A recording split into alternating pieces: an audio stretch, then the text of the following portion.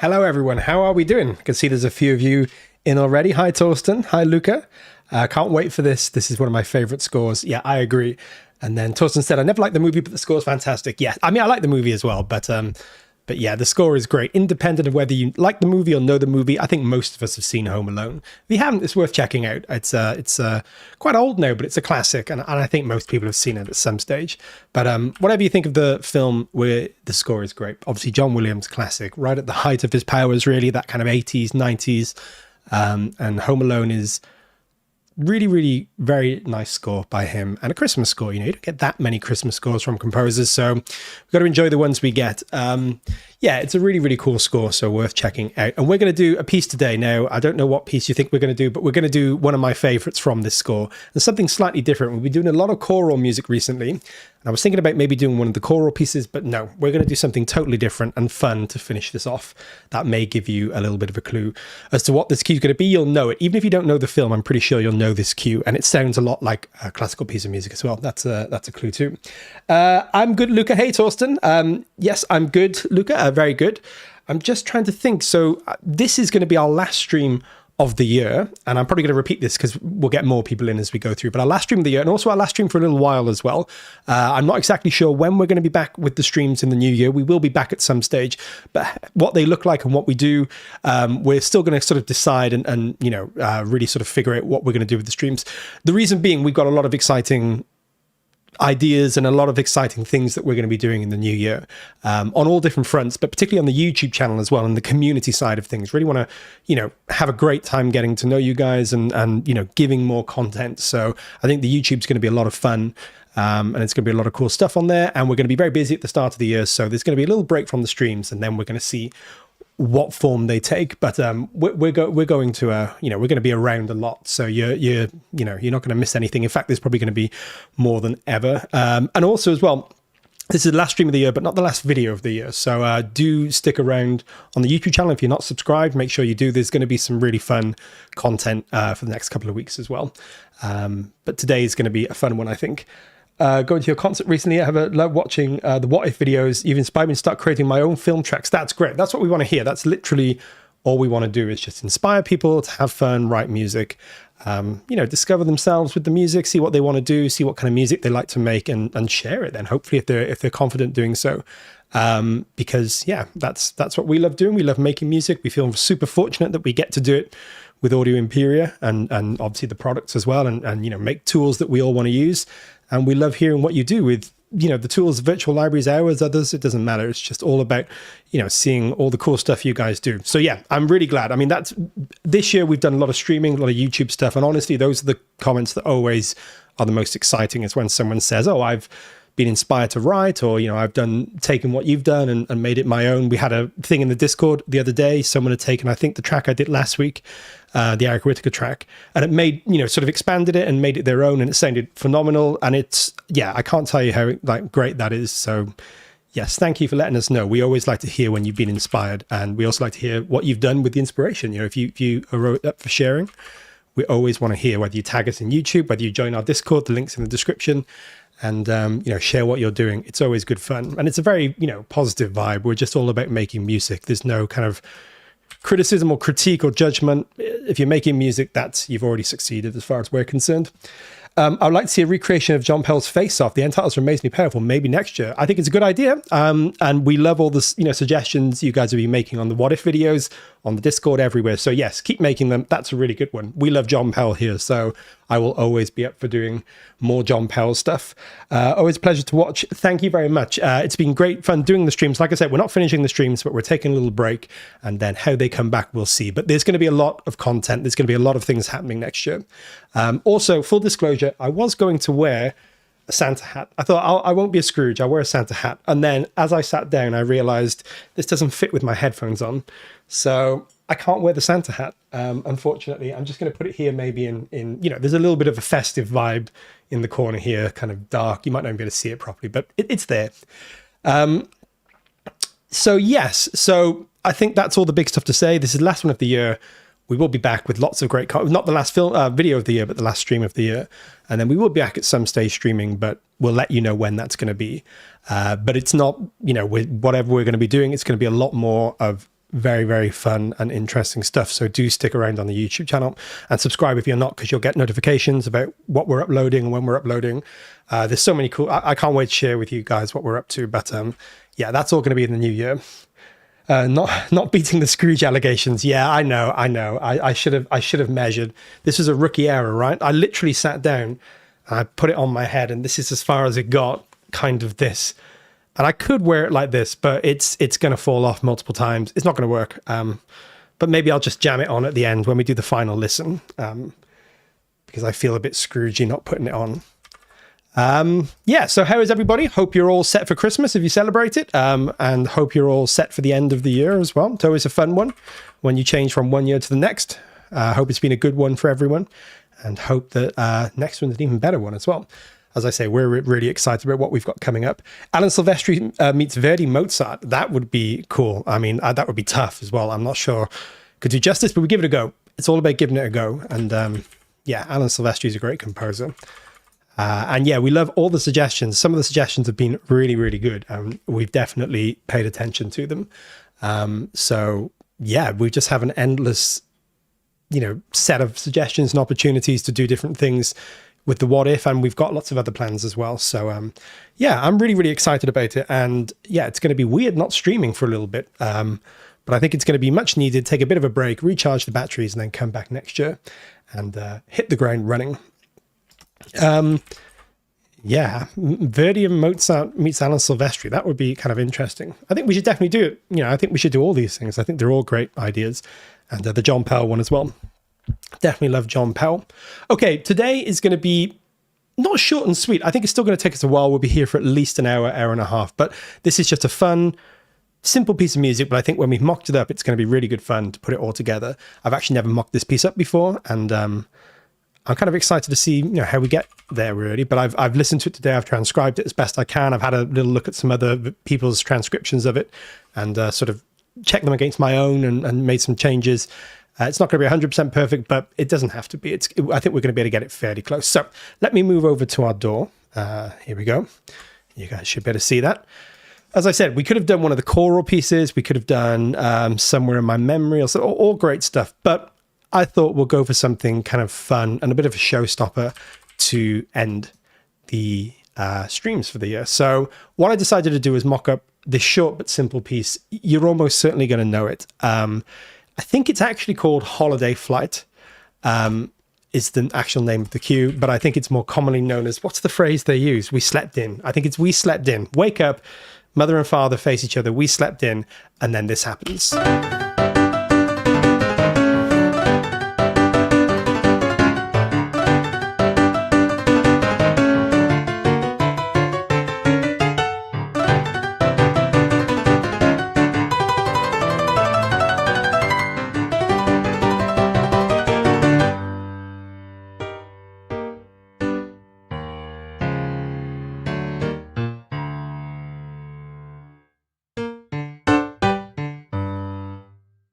Cool. So that's what we're going to do today. Turn this into an orchestral score. It's very, very fun. This is heavily, heavily influenced and deliberately so. It's no secret by, I think it's commonly known as the Russian dance from the Nutcracker, Tchaikovsky. I think it's actually called Trepak is the name of the piece. If you ever listen to it, it's almost exactly the same. But here's an interesting thing, right? I mean, it's deliberately done that way. And a lot of film scores evoke either classical scores or other types of music as a way of quickly building a connection between the film and the subject matter or the tone and, modern culture. We all kind of know that ballet and things like that are associated with Christmas, a lot of ballets anyway. And I think that John Williams has been very clever. He's done this a lot, and most composers do this, is they find a language or they find a common cultural bridge as a way of getting a style and a feel and a tone quickly. So John Williams has knowingly done this. He hasn't, tried to hide it. This is exactly very much a riff on the Russian dance, and deliberately so, because it's evocative of Christmas. It's evocative of those classic Christmas feelings. And that's exactly why he's done. Had to step it, made it back. Hope everyone is well. Hey, I'm excited for this one. Yeah, I think it's going to be cool. So we're going to build this up piece by piece. We're going to have a little look as well at maybe some of the techniques that John Williams uses. As I said, a lot of it's borrowed pretty much directly from Tchaikovsky. But it's all good fun and it's all done very knowingly. And John Williams is a master, so even his sort of riff on other people's stuff is fresh and fun, and it's just perfect for the film. Okay, let's have a listen one more time and then we'll start to think about how we're going to break this down. As you can see, I've got most of it here. The instruments I don't have here are pretty much just doubles of other things that are going on. So all the notes are pretty much contained here, and then we'll just be sort of translating them over to different instruments. So let's have a listen again and then break it down.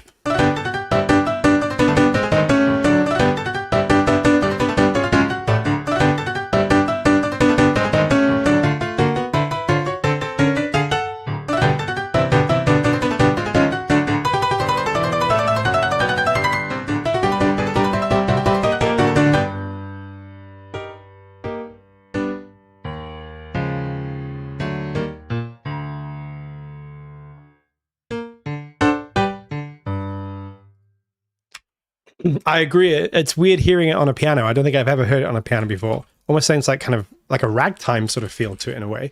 It's a lot of those kind of off, syncopated rhythms, the root note and then the chord and things like that.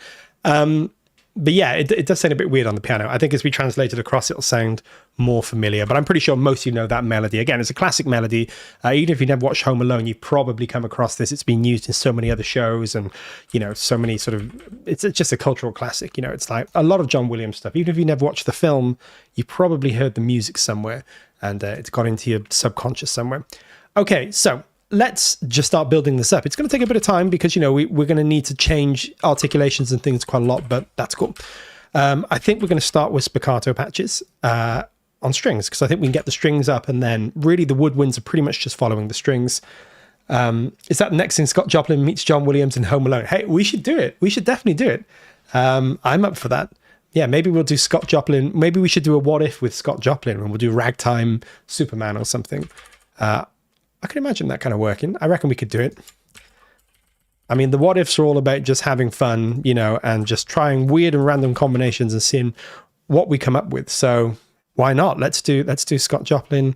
I don't know, and I don't know, George Gershwin or something. George Gershwin Superman, right? That's what we've all been waiting for. Okay, let's listen to what we've got on these spiccato patches. Have I done any actual? No, I haven't done any programming here whatsoever. So.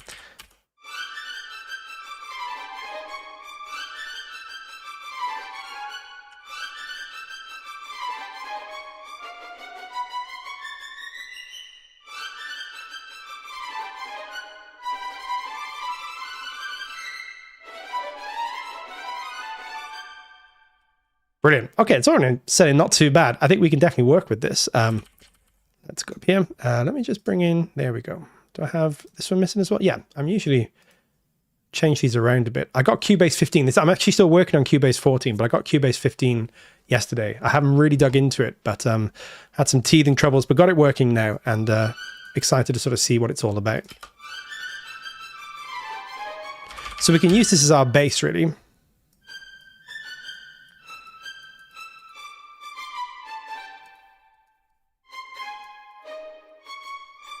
So I think we can do that. We're going to be using mostly spiccato and marcato together. I think we're going to be layering them, to be honest.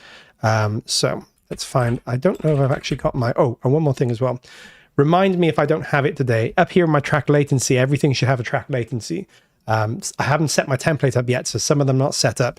So if you see that it's on 0, tell me, because it shouldn't be on 0. What if Scott Joplin wrote June? That would be incredible. Ragtime June is the thing that we've been waiting for. I think that would be great. Yeah, we should do that one. Ragtime June. What do you think it would sound like? How would we do it? I think we can make it work. Okay, so I'm going to change this to my violin marcato. Cool, let me just move that up there a second so I can see a bit better on mine. Dolce. I'm just changing this to the first violin's marcato. Because I still haven't got it set up in my template. Don't ask me why. This template still needs a bit of work. That's something I am going to do over Christmas, I think, is finalize this template, because it's been a work in progress for far too long now. Okay, cool. And we'll put that classic mix. Let me just show you what I'm doing. Classic mix, and take the reverb off because I have my own reverbs. And then we're going to sort of copy it over, and we're just going to use the bits that we need. And I'm going to call that violins 1 marcato, because that's what it is. We're not going to want it for every note, So we're just going to want sort of to pick out the notes that we really need it for. Don't know if we need it for these. Don't actually know if we need it for any of those, but we definitely need it for that one. So that one there. And we may just use it for that very first note. Let's have a listen to those two together.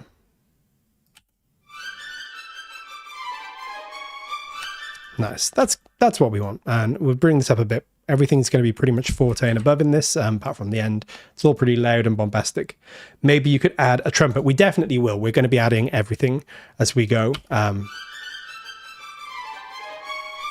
That's better. But we do have trumpets in this. Absolutely. That's a good shout. So they'll be in there as we go through. Cool. And I think I might just leave a couple of these marcato to get a little extra accent on 1 or 2 of these. Change them up. We can blend, you know, this is very common, layering different articulations. So just the spiccato. See, we're missing that long note, but also a couple of these others could be rephrased slightly with the marcato layered in.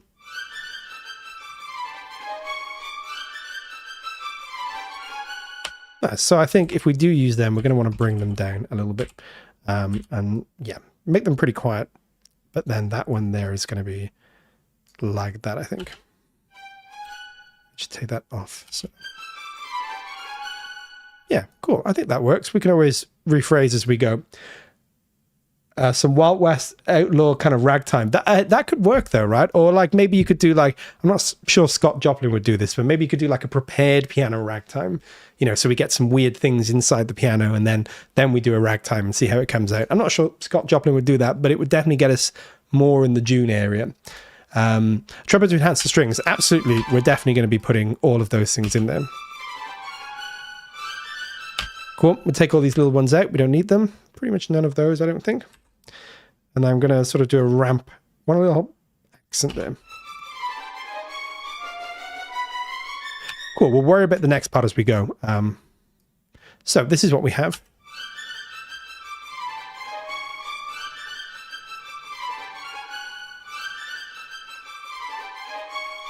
Sounding good. Okay. All the other strings really do. The high strings here is just copy this in different octaves. So that's what we're going to do. We're not going to worry about too much about sort of programming, but it's all down an octave. This is in 3 octaves, so nice and big and thick and rich. So this is going to help a lot now. We obviously need those second violin spiccatos as well, which we will copy these down to. I need to go, but definitely watch this episode. Wish you all Merry Christmas. Thank you very much, Torsten, and no problem. Have a good day. Yeah, and feel free to watch when you're free again. This should be up like all the rest of them, pretty much indefinitely now. So our second violin is just the exact same thing, an octave down.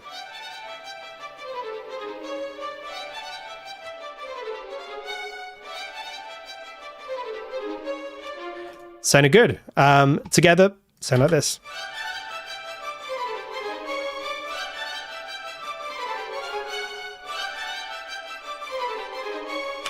It's a really nice, fun melody, very bouncy, very kind of light and catchy. And pretty much the whole higher orchestra is playing this. So, you know, all the woodwinds will eventually be playing it too. It's pretty well layered. And then we're just going to do the same thing with our violas, which I think are an octave down again. Again, we'll refine as we go. But I think this is a nice big 3-octave melody.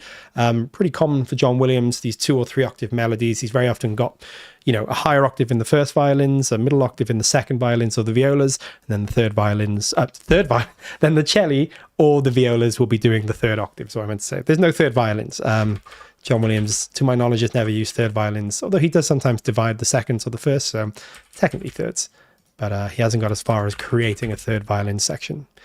Maybe that's what we'll do to bring our own signature sound, is demand a third violin section.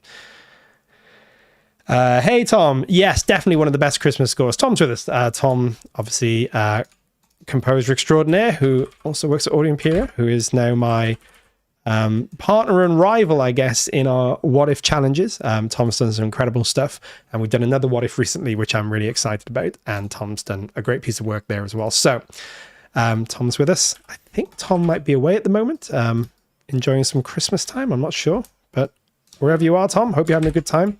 Okay, let's listen to these violas. I just realized one thing we've done here, though, is that we've swapped these the wrong way around. These should be the spiccatos, and these little ones should be the marcatos. They're just picking out these notes. So, love the sound of Dolce. Again, there's so much liveliness in those shorts.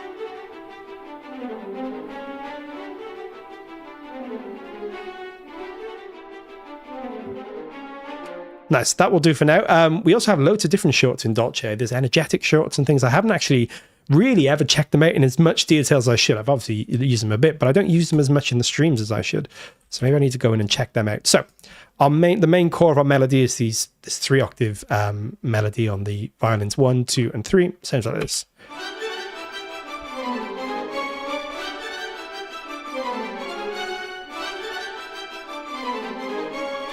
Nice. Tom says the friendliest of rivalries. Can't speak. The friendliest of rivalries there ever was. And then Luca says, "I can sense the tension between you two." Yeah, no, it's pretty friendly. It's pretty friendly. But I got to admit, sometimes Tom does something, and I'm like, "Oh, it's so good. Why didn't I think of that?" Yeah. So a little bit of tension, but it's all good tension. It's not really rivalry. It's just, yeah, it's always good hearing a really good composer do stuff. And it's really cool, like, because, you know, we're obviously aiming to sound a bit like the other composers. And I love hearing the way Tom approaches those things. The one, like I said, the recent one he's done is really, really good. Really good. Particularly, yeah, there's one part, you're going to know what I mean when you hear it. It's so good. inspired, I would say. Cool. So we have our 3 octaves here. That sounds really good. What do we do next? I think we just carry on with these strings. Let's just do all these strings. So let's get the bass in.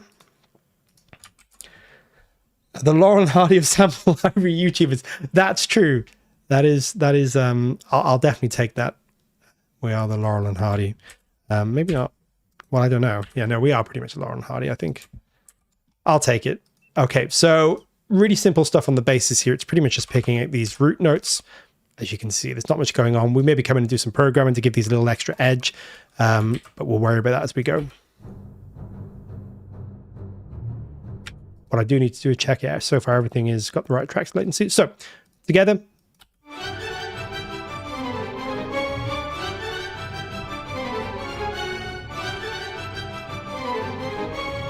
Nice, sounding good. And then the cello is pretty much doing the same thing, but it's divided, I think, in the score. So I'm going to listen, and that's a very John Williams thing, is to have the cello kind of doubling the bass, but often it's divided, so it's providing more middle harmony as well. We're not going to worry too much about it being exact, but we're going to get that sense of it doing not just the root notes in octaves, but also some of the fifths and the thirds as well. You're going to hear what I mean. So let's find our cello spiccato. For now, that's all we need. And we may layer array with this as well. We'll see what we think. I'm just going to copy this down here. We'll see if we need it. Array has got a nice sort of cinematic sheen that sometimes works just on top of Dolce. I love the sound of Dolce and the feel of Dolce, but sometimes I put Array in just to give it a little extra sparkle, I guess. Okay, so you're going to see what this sounds like. And again, I haven't programmed this, so we're going to definitely go in and sort of spruce these up, maybe add a bit of randomization.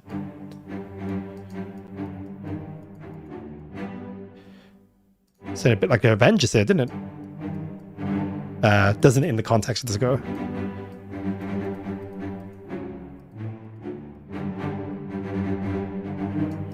And then we'll worry about the rest of it. I think that's all we need to do for now. So together they sound like this.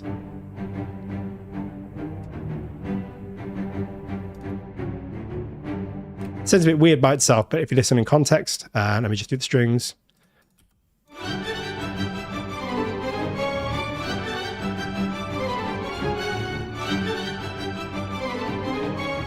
Nice, cool. And this is John Williams, so this is not all maximum dynamics, you know, get the velocities at the top. We're using sort of those forte dynamics, traditional forte dynamics. Again, we're evoking kind of Tchaikovsky as well, so we're not going full on modern cinema. That was so the Avengers theme, it was, wasn't it? Yeah. Maybe that's where Silvestri got his inspiration. He listened to Home Alone and said, I can hear the Avengers theme in there. That's what I'm going to do, is take that. When I did my John Williams version of the Avengers theme, I should have put some Home Alone in there. I didn't spot this until now. So we have our strings. They're all sounding pretty good together. I think they're working fine.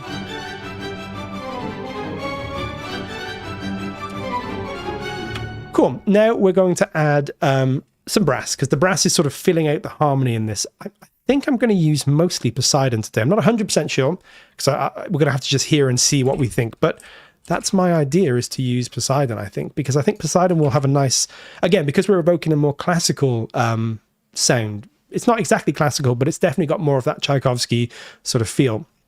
I think it would be good to use slightly more classical sounding libraries. I wouldn't say Poseidon's classical, but it's got a less sort of modern sound than something like Jaeger, which sounds great, but it's quite a different approach. Let me just make this easier for you guys to see. So let's try the Staccatissimo's and see what we think. We may end up going back to something like Jaeger, but or using both. Sometimes I like to blend these. They work really well together.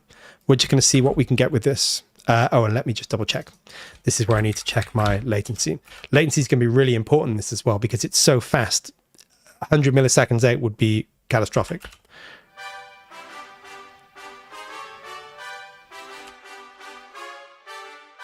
I think we're going to use these. And we'll add a little sustain or something there, or a marcato. I don't know. We'll see. And again, we'll probably randomize these to give them a little bit more life, so they're not quite as sort of robotic or perfect. But we'll see. Let's have a little listen. Oh, we'll take these away. Let me just put these in a folder so I can mute them easily. Is just our sketches. As we go through, we'll be taking these and getting rid of them. We won't need them. Sketches. Yeah, I think that works. Need a bit later. But they're a little bit further back in the room, you know, the room this was recorded in. The trumpets are a little more sort of naturally placed, which works for this kind of music because we want it to sound quite traditional in that respect. Cool. And there you can hear a little bit high on the velocities. Just bring them down a bit. We don't want them to be like, you know, this is not Star Wars, this is Home Alone. So little less intense. That will do for now. We'll duplicate this and then we'll see what we can do with the sustains or the marcatos. I might try the marcatos because we got these longer notes, but they're not too long. They're only going to be another, you know, half a second if that. So let's see. Let's try. Yeah. Or let's try the sustains. We'll see what we think. We're just going to want them literally just for those longer notes there. So everything else can go. Maybe that one might not even need it for that one. I'm going to mute it temporarily, but keep it there. And then we're just going to want, if I just bring my, there we go, modulation. I think that works. That's good because I like the little attack and then the fall off. It's actually quite more realistic. If you listen, so it's not perfect by itself, but in context it works. It's like a hard attack and then a more sudden fall off.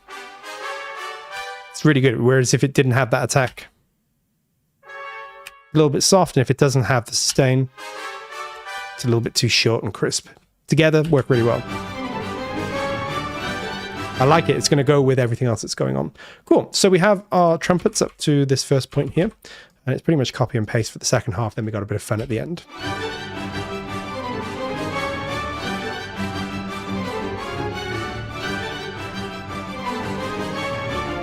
Nice. And we'll bring this down even maybe a little bit more. We'll see. This is a piece where like the strings and the woodwinds are more prominent. The brass is there, but it's not like traditional Williams brass. It's not quite as in your face. But we'll mix it all and sort of get it all going as we continue and find everything else. Okay, let's do trombones. I think they're going to sound really good. The trombones in Poseidon are some of my favorites. Again, I know I'm a bit biased, but genuinely, you know, some of my favorites now. They've made it into my templates for professional work as well. They've got a really great sound, really warm, but also got clarity. Really like these. So let's open these up. Let's make that easy to look. And we'll do the same thing, staccato, because most of it's staccato. And then we'll just see what we need to do for the rest of it. So let's just name that staccato. It's technically staccatissimo, but we'll call it staccato for now. Let's have a listen. Nice.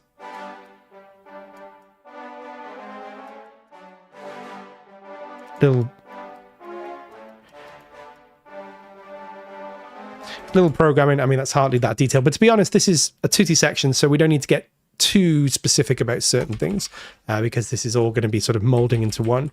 But they're going to work well, I think. Let's get them up to the volume because they're a little bit quiet. Oh, and of course, this. And actually, that's a good point. Did I do that in there? Yeah, I did. Okay.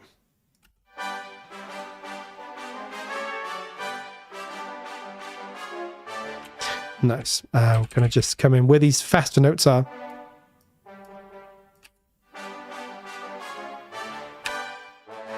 That's going to be louder because that's like a bass. And same with the strings, I think, as well. Idea for future What If episodes. What if two composers swapped scores? So, like, what if John Williams wrote the Hobbit theme from Lord of the Rings and Howard Shore wrote the Force theme from Star Wars? Video drum, that's a very, very good idea. I would love to hear what Howard Shore would do with Star Wars. That's a really great idea. We should definitely do something like that. And same, I mean, it'd been crazy if John Williams had written something like Lord of the Rings, right? It would have been really bizarre. Like, I think he would have made it work because he's a genius, but it would have been a very different feeling film. The whole way they approach scoring is completely different. I think John Williams and Howard Shore, both brilliant in their own ways, but imagine a world where we heard, you know, John Williams' take on the Hobbit theme or, you know, the Isengard theme or something. That would have been pretty crazy. Okay, bring this down. Again, we just want these long notes. None of these, not that one. Go away, go away, go away, go away. There we go. That's all we need. And we can do the same thing. We're going to sort of, you know, maybe up by here, maybe do a little ramp up even, you know, so we get nice it's all about life, right, and vibe in this one. Let's listen to these trombones. Nice, same thing. Yeah, really good. I really like it. It's just the right balance. If we wanted a bit more we could either go for Jaeger or layer in Jaeger, but for now I think this is going to work. This brass is not right in your face fanfare style.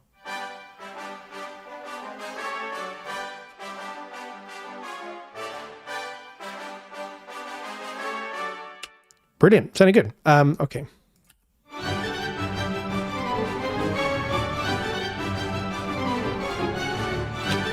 Cool.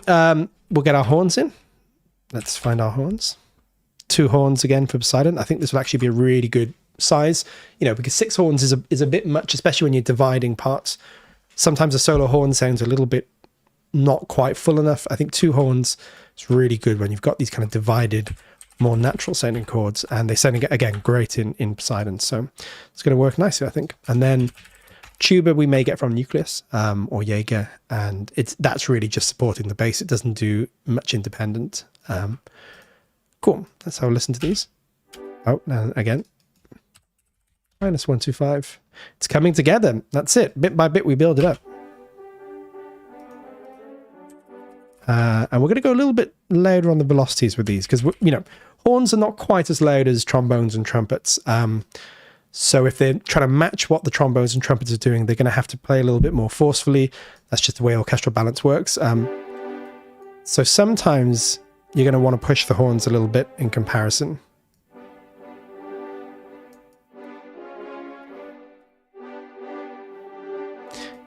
In like the really traditional, like Rimsky-Korsakov style orchestration, generally speaking, 2 horns equals 1 of the other brass instruments. You know, we don't have to get that specific, you know, in terms of modern orchestration, but it's a good rule of thumb that if you have something playing on a trumpet and you want to balance it with the horns, you probably need 2 horns playing that same thing on the trumpet. So it's a good rule of thumb, but obviously it all depends what you want and what you need. And, you know, a lot of the rules these days are more loose than they used to be in the classical days. Okay, so let's do our sustains as well, because we want these sustains on these notes. And then we've got most of our brass in, and we will see where we're at. Maybe I'll show you. I've already programmed some of the orchestral percussion. So maybe just throw that in there as well, because there's a lot of Christmas stuff relies on percussion, particularly things like bells and tambourines and metallic instruments, all that kind of traditional association with like the reindeer sleigh bells and things. That's all in the Tchaikovsky stuff and of course the John Williams stuff as well. So that's just a classic hallmark of Christmas. One of those classic things, you know. So, okay, same thing here. We'll get pretty high on that modulation because we kind of need those horns at the top end. Cool. Let's have a listen to these. We -125. We up.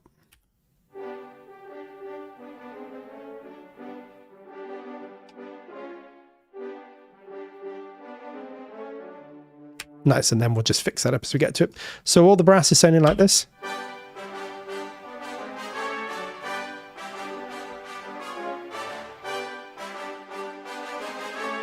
Sounding good. And I might just turn them up very slightly. I should have a bus just my Poseidon stuff here.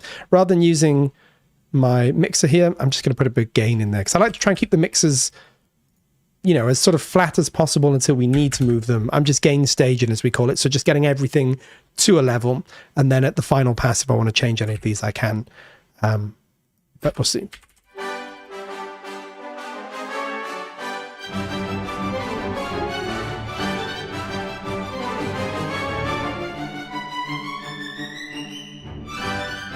Cool. That's, yeah, that's not sounding too bad, and I think that's about right.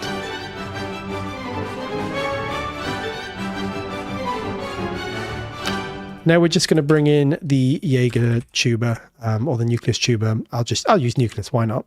They're both pretty much identical, but this is really just going to be picking out the bass notes that are happening inside the bass piccatos as well.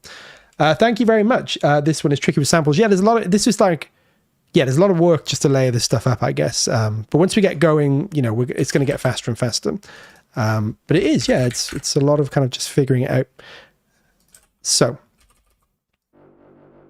again, we're going to want this, change this to staccatissimo. We'll do some programming at the end if we need to. Just these notes here. they're going to want to be an octave higher as well. That's the double bass, and that's a bit high for the tubas.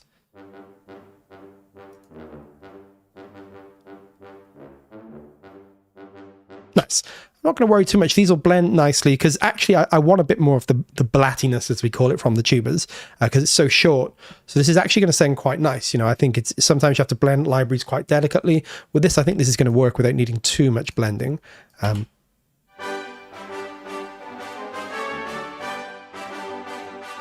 Yeah, nice, because what we want to hear from this is some of the transient. So actually, the fact it's sticking out a tiny bit here and there works. If I take it out, you'll notice we just lose a bit of energy.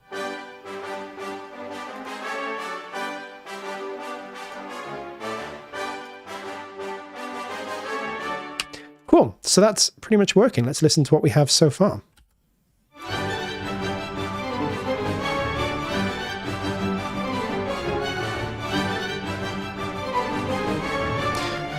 Not sounding too bad. You know what I'm going to do? I'm going to come in here and I'm going to get our piatti and our tambourines going. So the tambourines are courtesy, not in Nucleus, they're courtesy of our friends at Native Instruments, because we don't have tambourines yet. We should get some tambourines just for Christmas stuff, right? We'll get there eventually, I'm sure. But these add so much. I haven't mixed them in yet, but just have a listen to just these.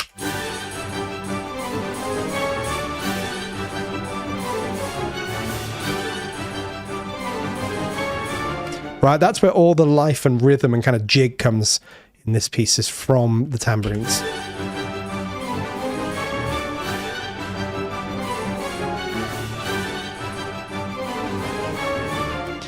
Nice, cool. Okay, I'm just gonna, what are we on level wise here? Yeah, I'm just gonna turn this up a little bit. I'm just gonna do it using a bit of gain here on our master bus, maybe 4 dBs. Let's make it a bit later for you guys. We'll do a bit of mixing at the end, but.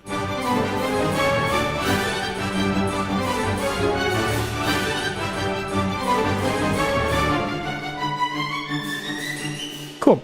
Yes, Tom has a bit of a cold as well. He did say. Uh-oh, the boss is watching. I know. Scary stuff. Jan's a good guy. Very good guy.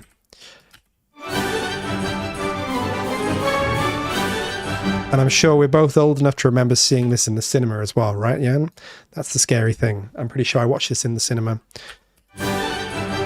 I was pretty much the same age, probably as Macaulay Culkin. Maybe, what was it, 1990? I would have been 7. Maybe slightly younger, but pretty much the same age. So watching it was like mind-blowing. I was like, oh, I want this to happen to me. Obviously, I didn't actually want it to happen to me, but watching Macaulay Culkin draw his plans to set the house up with booby traps, I was like, this is just great. This is the dream.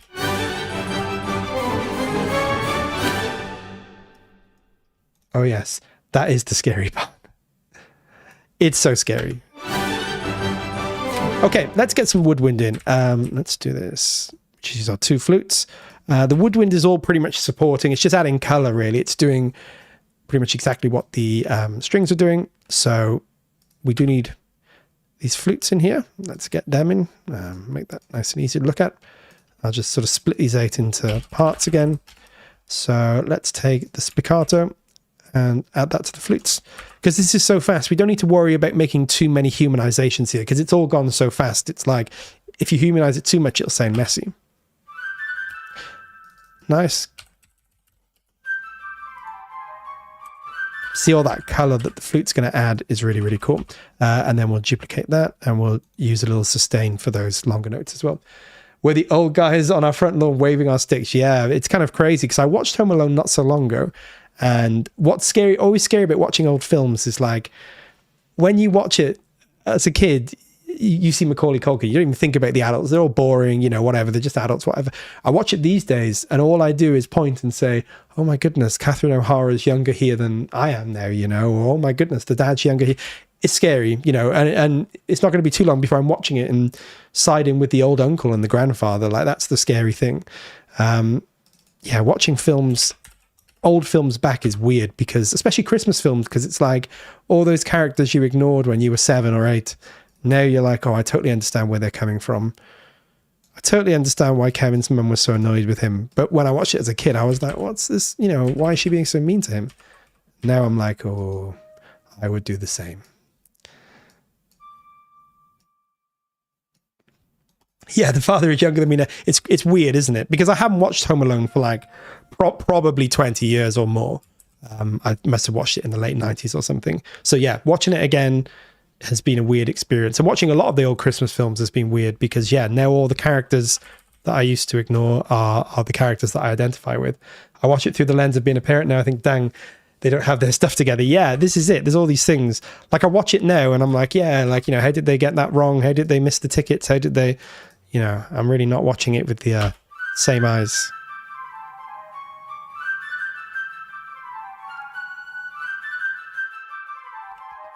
Cool. So this is all textural stuff. It's just doubling the violins, but it's going to add all of that good orchestral stuff that we're needing.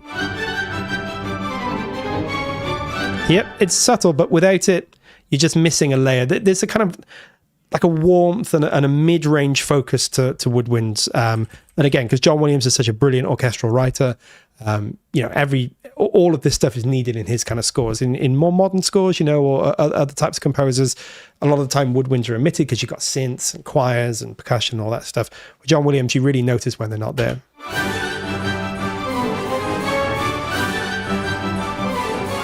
And if I just take them out, you'll just, again, feel that kind of loss of something in the frequency range.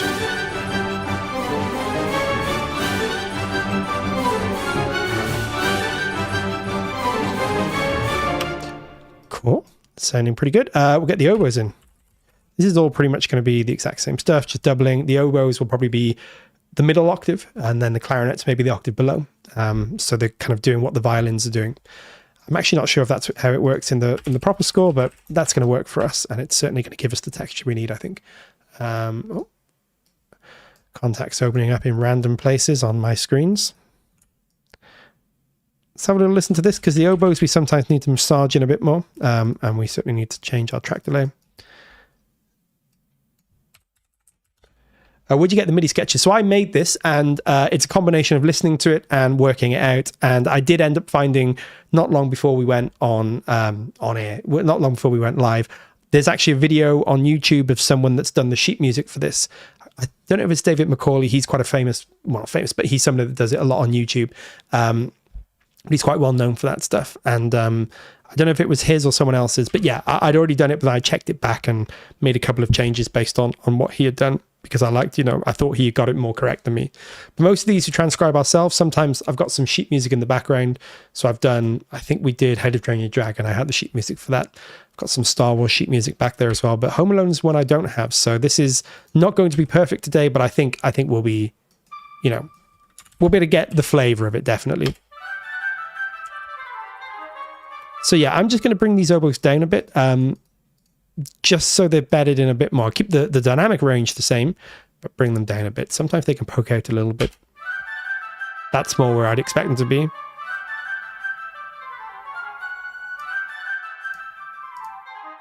Yeah, that sort of sounds balanced to me with the flutes. Sometimes it's always interesting with sample libraries. Oboes, I always find I have to do a little work on. I think it's just, you know, the way things are. It's completely easy, just a little bit of volume change and it's there. But yeah, oboes seem to pierce out a little bit more than they would in a real orchestra. But that could just be my bad programming as well. Okay, same thing here. And the oboes really make this piece. Yeah, oboes, all that kind of mischievousness, and the oboes and the bassoons. Bought a couple of the full scores from Omni Publishing. Yeah, Omni do great stuff. And studying scores is always fun. Me and Jan have been talking about studying scores recently. Just great fun.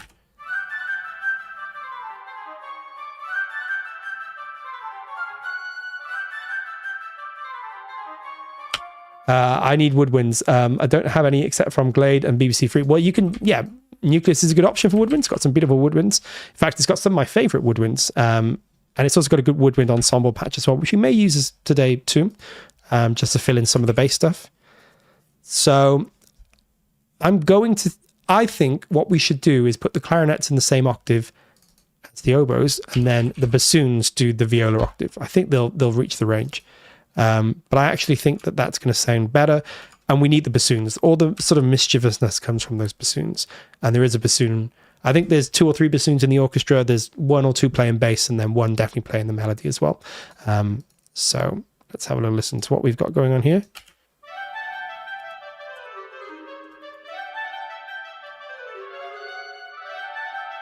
Nice. Change that track delay.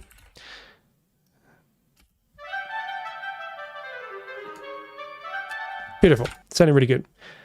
Have Jaeger already. Omni is so great, not that expensive considering the content. Yeah, it's true. When I first started trying to get scores, you know, you had to pay like hundreds of dollars to get some of the Star Wars stuff, or maybe right up near $100 for like maybe 3 or 4 cues, you know, from the film.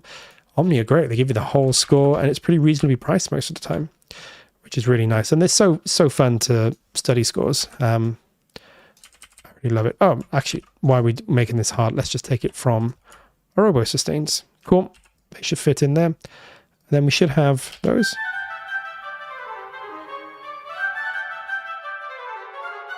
Nice, that's working well. Now we've got a solo bassoon in Nucleus. It was in one of our updates. Let me see what we've got in the solo bassoon. I can never remember. If not, I could maybe use the bassoon from solo as well. No, we don't have shorts. Let's just keep the 2 bassoon patches. That's going to be fine. Again, this is like a tutti section, so we're not going to be worried too much about it. So let's take these 2 bassoons. Oh, that helped if I actually click on the right thing. There we go. And take these out. Sneakers is a great score. I agree. Yeah, Jan has been talking. I think he must have. Yeah, Sneakers. Jan's been saying about Sneakers, and it is a really good score. Okay. Oboe, staccatissimo. Perfect. And we're going to want this an octave down. So we're just going to take this, my little key command, octave down, done. And then that should be nice. Let's check. Nice. Yeah, it's at the upper range of the bassoon, but that's where you want it to really sort of pierce through and be nice and fun. So I think that's going to work. Just wait for this to load. And then we're sort of done with the slightly more boring work of just layering all this up, and then we can just have some fun sort of putting the rest together and finessing it then. Same thing here. And same thing here. So let's have a little listen to just the bassoon on its own. Make sure we've got... track delay. Has to be right. I really need to go and update this template and change that. Oh yeah, of course they need to come down an octave. There we go.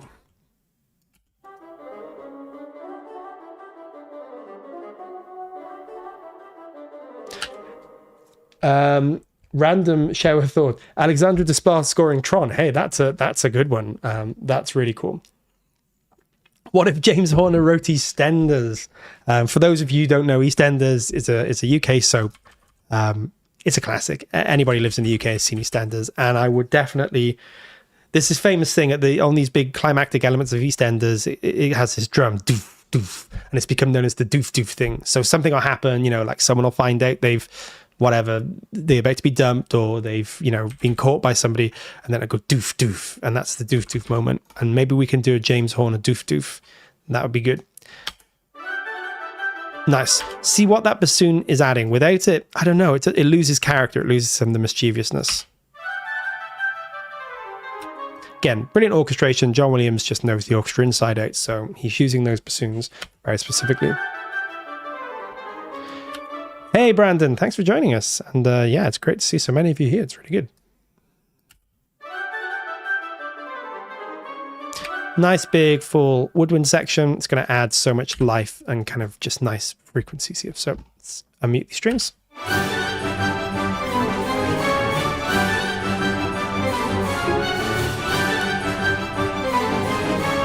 Cool. Let's get these up a little bit, just a little bit more energy and edginess in those strings. That's what I will do as well. Just going to input, put a bit of random velocity in there. I'll always move these around. I've just done random. That's not the best way to do it because I should really go in and choose which accents they're going to be. But for now, I just want some life, and then we can go back into it.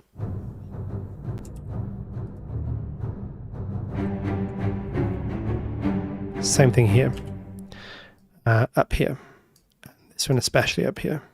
So if I just grab those, start with a bang.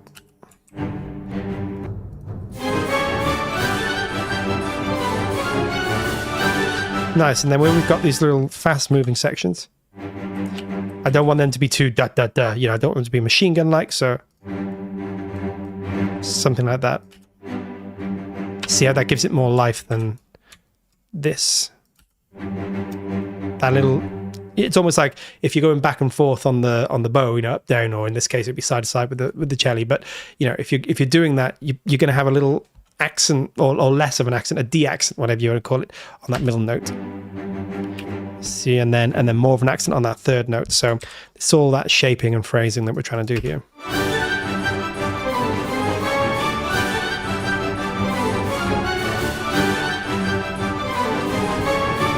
Cool, and I'm just going to take these top notes and bring them down a little bit in velocity, just so we emphasize the bass notes more.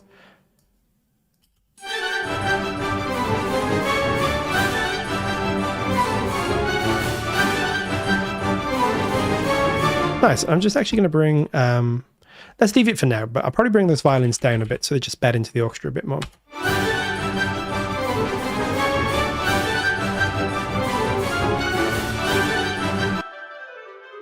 Just bring those flutes down, I think, a tiny bit.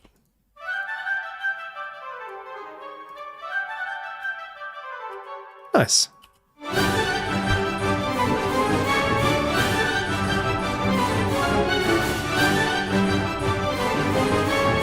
I think we're sort of pretty good with that at the moment. We definitely come back and do some fixing. We also got a couple of grand casses in here. So you're here. But we'll take them down a bit. Now we've got like something like that.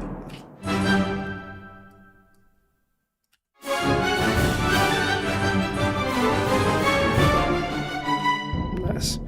Now we need to come and fix this up. I don't think we need to do any array or anything yet. Maybe if we get to the end, we'll finesse that a bit. But for now, that's sounding pretty good to me. Captures all that kind of good vibe. But I don't think we need to add anything else. It's the whole orchestra playing. And we don't need to do anything there, I don't think. Just get rid of those or just hide them.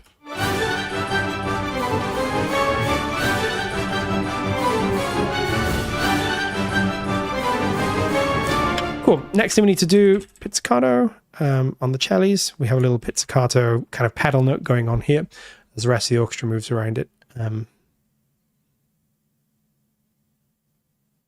So let's get that in there. It's just these notes here. Really nice change of color. In fact, we need to get rid of that one, I think, because we're going to need a little break, right? To get from spiccato to pizzicato, to get from sort of arco bowing to pizzicato is going to need a second or two. So we're going to be realistic-ish there. Do that. So we just want to take them out. And these are going to be pretty quiet. Again, pizzicato, if you think about it, you could like really snap the string loud, but it takes a lot of force to do that. That's not usually what people would do. They'd be more down here. That's kind of roughly where they're going to be. So.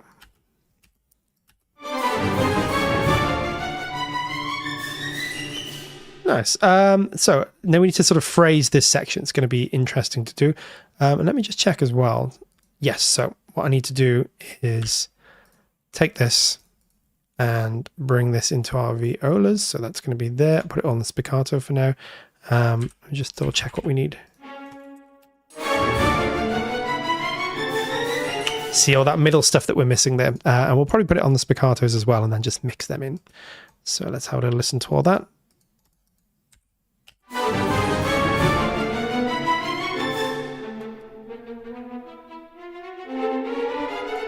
What we're going to do is sort of have them get shorter as we go through. So I'm actually going to sort of start loud and then back the moccatos off a bit, see if this works. Sort of help the phrasing and the shaping of things here. Let's listen to those on their own. Yeah, and then we're going to want more from spiccatos there.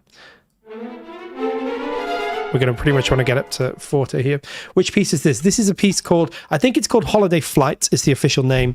It's also called the We Slept In cue because it's the famous piece in Home Alone where the parents wake up, the alarm clock's gone off, or hasn't gone off as it should be, and they both jump out opposite sides of the bed and they look at each other and they say, "We slept in," and then cuts to the stairs and everyone's running up and down the stairs and across the house foyer, and yeah, it's all just madness basically. So if you haven't seen Home Alone, it's worth a watch. Good film, good scene, and just one of those iconic Christmas scenes.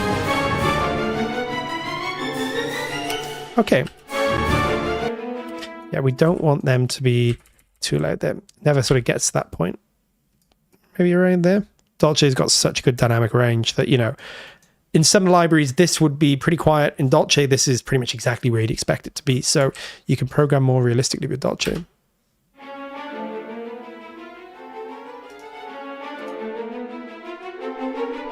Nice. And I think I like the way we just sort of clip that phrasing at the end. Right? We don't want to go too crazy with it, but I like... Okay, that will do for now, I think.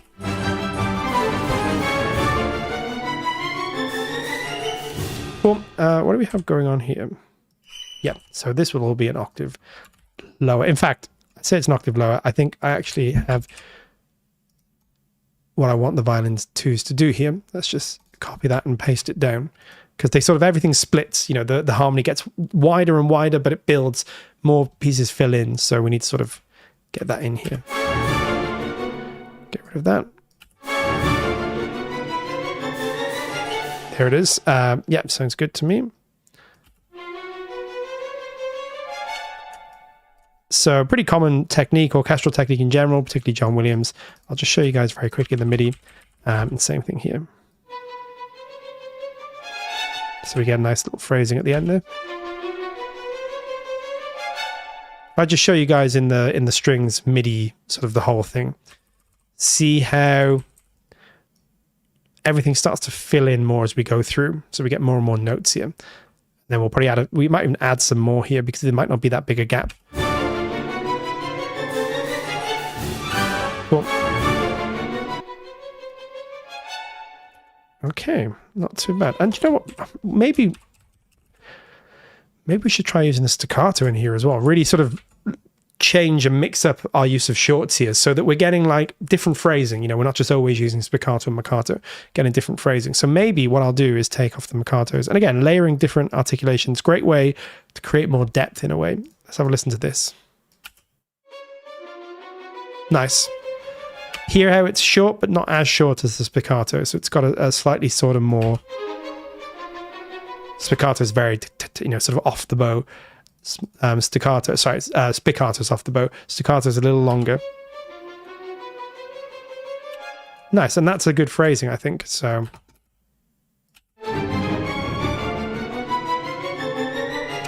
maybe I'm going to come in and do that with the firsts as well. Do I have firsts? Yes. We've got so many different shorts in Dolce, and I don't make as much of them as I should do. Transitions sound incredible. Thank you very much. Yeah, it's. I mean, Dolce is just so good for this stuff. Even though it's a chamber string library, it works as pretty much a symphonic Hollywood section. And you can always layer it with something like a rare if you really want to go to town on it. But let's see if that works better. So that's going to have to... In fact, we don't want to go too crazy. That's a bit better. Nice. What I'm going to want to do here is we do have horns. Let me just see what they sound like on the sustain. So the horns are just going with the pizzicato. Again, great orchestration. I think that might actually work. Better than staccato. Staccato's a little too blunt for me in this context. And again, it's just a layer for the pizzicato. I think that's a little nicer. And I'm going to vary these up. I want more playfulness here. Nice. And sort of same here. Bring this down and bring it back up so we don't just have like dirt, dirt, dirt. We don't want sort of too much repetitiveness here. So something, maybe even more like that. Yeah, that's good. I mean, we don't need to hear it like precisely. Okay. Nice, and I think with everything else that'll work. We need to add some woodwind and stuff there, but we'll sort of get all that in as we go. There is definitely marimba and celeste here as well. It might be through the whole piece, so maybe we'll go back and add them and see what we think. But we definitely need them here. So got a lovely little nucleus celeste here. Load this up. Oh, if I can actually get it to load up. What's going on here? Why is this not working? Let me see. Oh. Have I lost control? Oh, there we go. No, it's working. Oof, I don't know what happened there. Save just in case. Keybase sometimes likes to go weird on me. It was taking far too long. I'm opinionated on that subject. I typically like smaller section size string libraries better. I agree. One of the things as well, I mean, talking about the acoustics of all this stuff, is that sometimes if you think about the way sample libraries are recorded, which is by necessity, it's the right way to record individual sections in the whole. But when an orchestra's playing together, it's all the orchestra playing together usually. Maybe not so much these days, but certainly in John Williams' music. It's a very different thing when you record a section in a room separately to when you record a whole orchestra playing together. So actually, sometimes smaller sections work because when you layer them up as sample libraries, they give a more realistic sense of the room in a weird way, I find anyway, personally. So I agree. I also like smaller sections. And yeah, again, one of the reasons I like all the Imperia stuff, it's like the right size sections, you know, sometimes if you've got like 4 flutes or 6 flutes or something, you can get those things and they can be quite fun and useful, but very often it's the smaller sections that give you more either realism or kind of malleability. Okay, let's have a little listen to this celeste. Nice. See how that's just adding this kind of nice sustain to everything. Now, I'm not sure whether it's the octave higher or not. No, I think it's down. I think it's down. In the lower end. We'll play with it and see what we think, but I'm going to keep it there for now. I'm going to add a little bit of just a general sort of almost like the first hit's a bit louder, then we back down a bit, then as we get towards the end of the phrase we bring it up, which I think is the way a lot of players would tend to play. Maybe a slight more accent on the first note, get into the phrasing, and then as we get to the end of that little flourish. Nice. And then the marimba's just going to add a lot here. And then when, again, open the score for some reason. When the room is too big, the attack washes out. Yeah, I agree. As I've gotten older, I really like the slightly smaller scoring stages. You know, I've been listening to like a lot of the John Williams stuff. His stuff in Abbey Road is incredible, and all the Harry Potter and the Star Wars prequels. But I've been listening to stuff like the Indiana Jones soundtrack, particularly the Crystal Skull, Jurassic Park, which is one of my all-time favorite scores and sounding scores, which I think was done at the Barbra Streisand, what is the Sony scoring stage. Just perfect. It sounds huge, but it's got clarity, it's got depth, but it's also got kind of nice upfrontness. Just, yeah, that's my kind of sound, I think. I used to think it was the big Abbey Road hall. Well, Abbey Road's not a hall, but that Abbey Road and bigger sort of sound. But as I've gotten older, I'm like, no, I really like the sound of... Nice. So let's see what we think with these two together, and maybe put the celeste up an octave. Cool. Let's have a little listen. Maybe if I put them an octave higher up. I think that's it there. And we want the marimba to be... Yeah, that's a bit better. We don't want the marimba to be too overpowering or too in your face. I mean, listen, that's a great texture. And again, when you're out with the strings, in fact, I might need to just bring that down a little bit at the end there. Don't want it to be too crazy.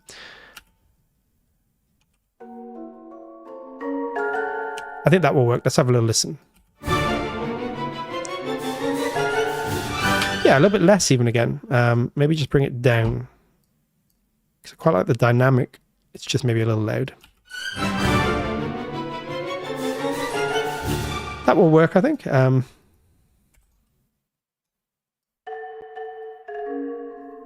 Remember, it's kind of loud instrument, so we don't need to go quite as crazy there. Nice. Let's just copy some of this over. Gonna be lazy and do this. Nice. We're not quite getting those tops there. That's fine. One of the things very often people will do is just bring the last thing an octave down. That will do. This happens quite a lot in scoring. You know, sometimes you'll start up the octave and then you'll bring it down if you get out of the instrument's range. That's just what we're going to do today. Okay, and then they're the same, and then our bassoons, bring them down. See if we like all of that.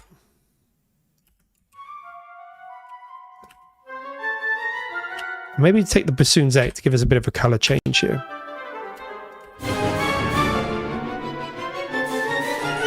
Nice. And then we've got some bass stuff going on there as well, I think.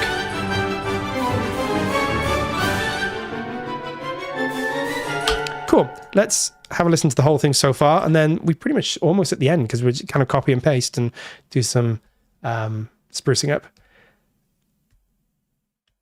What's everybody's favorite room? That's a good question in terms of scoring stages. I mean, I do love Abbey Road. I think Abbey Road's a great room. I really love the Barbra Streisand Sony scoring stage. That's a great sound too.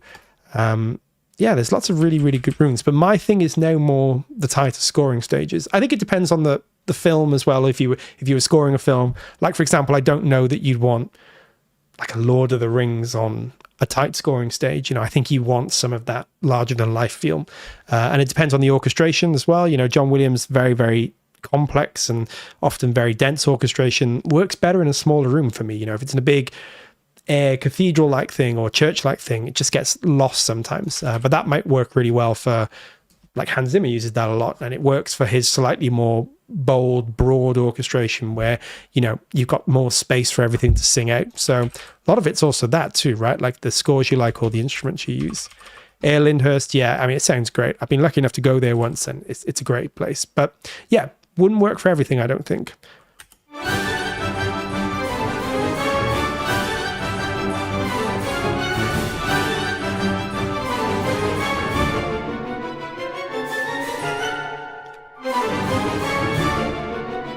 Nice. So I'm just going to do, what I'm going to do here is get one Maccato in here. Sometimes you're just like doubling up and layering up libraries or articulations.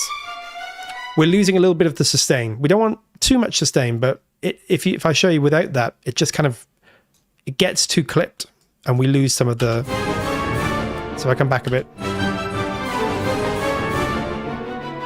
We lose some of the energy at that point. With this, I think it'll bring some of it back. Yeah, that's better for me, I think. Cool. So let's just carry on with this and then get this final thing done. What are we on? 10 past. Okay, we're doing pretty well. So let's just copy and paste all this over and see what we've got. So these are our trumpets, which we've already got. We don't need to do all that. Okay, let's just copy what we do need over. So we need our basses here. Gonna get them in spiccato. Nice. That will do nicely. Do we have them in? Oh, we already had them in. What am I doing here? Violas. That's what we need. Okay. Get them in. Copy and paste. Not going to worry too much about it for now. Again.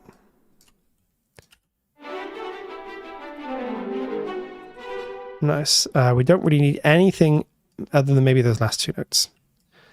For this, can all be pretty short, but at the end we'll just get a little bit of phrasing in there, and then we'll worry about everything else.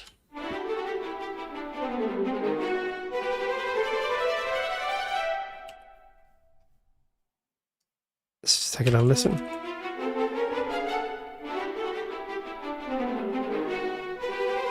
Cool.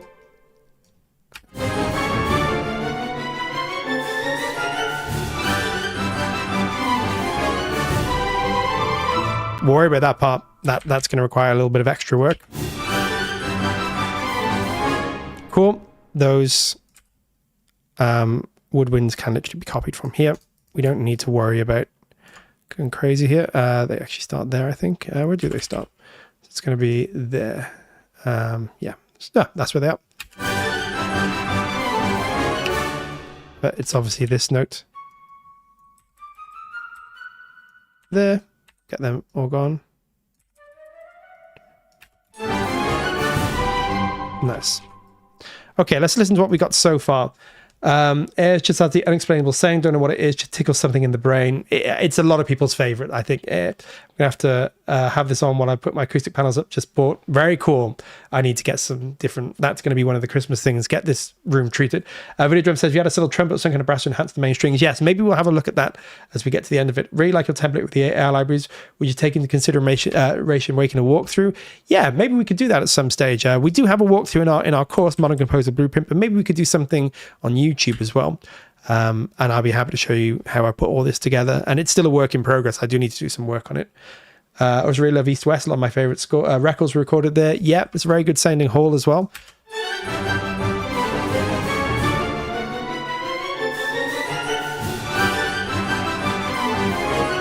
Okay, let's have a little listen. What we got going on here. We don't need any of that. We have some sustains ringing out here that are sort of flattening the sound and making it sound. Okay, we don't need any of those sustains as it happens. And you know what? I think probably quietly in the background here, not 100% sure of this, but I wonder if the celeste will be playing this. But quiet. Because it's a very piercing sort of instrument, right? It's going to cut through if it's too loud. More like that. A bit more.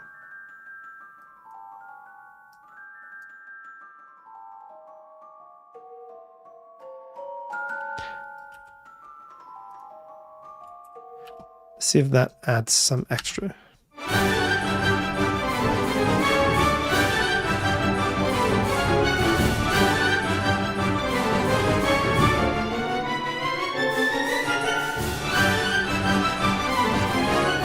Nice. Just bring that in there. Make sure it's in the right place. Which is going to be there.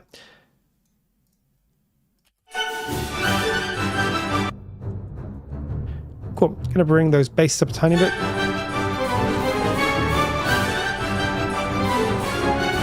Of course, we don't have timpani in this either yet. Timpani's going to add a lot too. Would love if Audio Imperia did a video peeking into the developer and recording side of creating these libraries. Yeah, maybe we could look into doing something like that when we record. Maybe we could show you guys a little bit behind the scenes of how it all put together. It's a really fascinating process. I say that because it's not something that I do. I'm not a developer, but to see it all come together is always incredible. You know, you start with these ideas and then they develop into these recording sessions and then somehow it's all put together and the magic happens. Okay, we do need to bring those pitches up a little bit. We're just sort of losing some of it there. Make them a little larger than life. Nice. And let's just have a listen.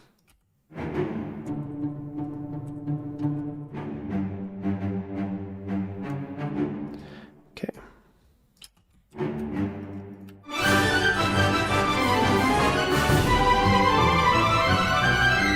Okay, let's there we go. Yana's answered there. Yeah, it's a really beautiful room.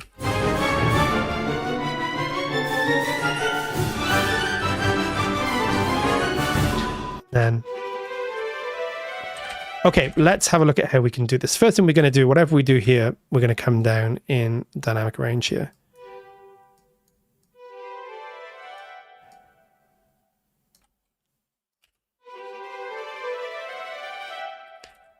Okay, cool.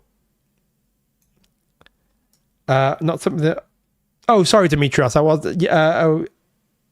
no, who is it? Brothers asking if we're creating tracks with their software for the YouTube. Yeah, I don't think it's something we're looking at the moment, but maybe in the future. Okay. And then, again. Okay. This is going to be hard because it's like a little string run, so, well, not hard, but we're just going to have to do some work to put this all together. Here's something I like to do. We've talked about this in a YouTube video about string runs, sometimes using a half trill patch and maybe a legato patch too. Layering this up will give us the best results. So let's see if that works here. It's just going to be on these notes here. Add some of the chaos that maybe is missing. And it'll just be them balancing everything to taste. Okay. And then these notes would all be down the octave because that's obviously too much here in terms of the trills, but you'll get it. If it's all blended in, you'll sort of get where maybe we can make this work. We obviously don't need any of those for the trills either. And then bring that right down, right? We're not looking to... That's starting to sound a bit better. Do we have...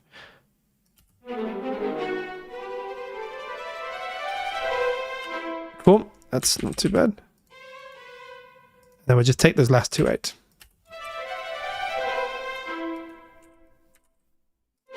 And same thing here. Bring them down, go back to the Mikado. Okay, that's starting to sound better, I think.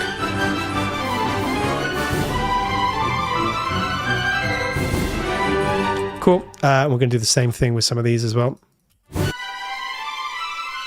Yeah, these kind of fast things are always going to be the hardest to program, but also good fun. Cool.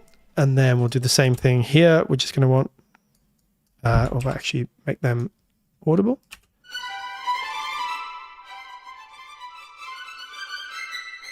Right there.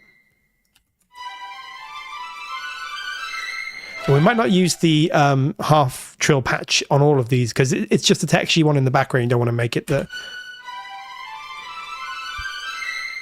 Nice. And then we're just going to want the same thing pretty much going on in these second violins here. So let's just copy them over and then we will...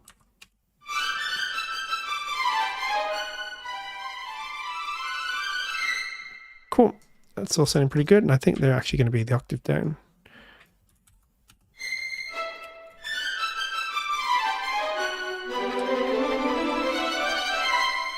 Cool.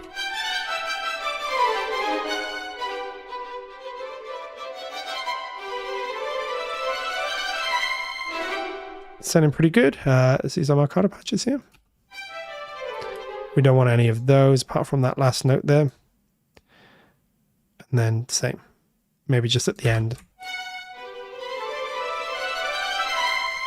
Cool, and I might do is might just put a legato patch in there as well, and just see if that sort of helps add a little bit of sustain between all of these.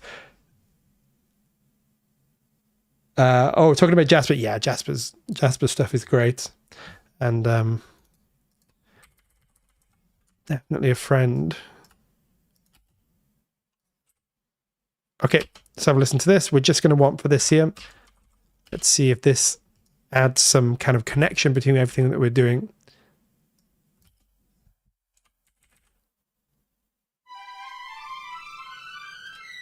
The same thing here. We're going to want to shape that a little bit. There we go. We don't need the rest of those. Okay, so I think altogether... Yeah, not too bad. We'll keep going and then we'll just sort of change as we need to. What we will do is use Mikado patches for these longer notes on the low strings here. They change slightly what they're doing. Wait for this to load up. There we go. So we're just going to take that. There we go. Oh. And actually don't think I need that in the low strings now. Yeah, nice. Maybe just sort of do a little ramp on here.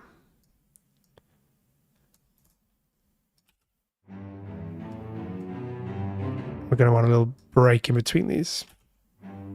That's better. It's just that phrasing is better than the short there, I think. And then make that spiccato at the end. And I think we'll do the same thing with the basses too. Mikado. I like the Mikado sound here.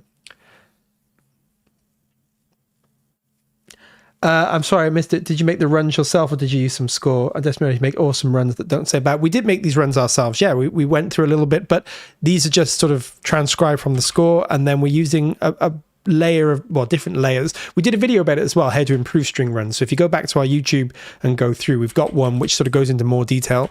And we use then Harry Potter as the example too. But yeah, we're just layering lots of articulations and then blending with the volume and dynamics to sort of get what we want.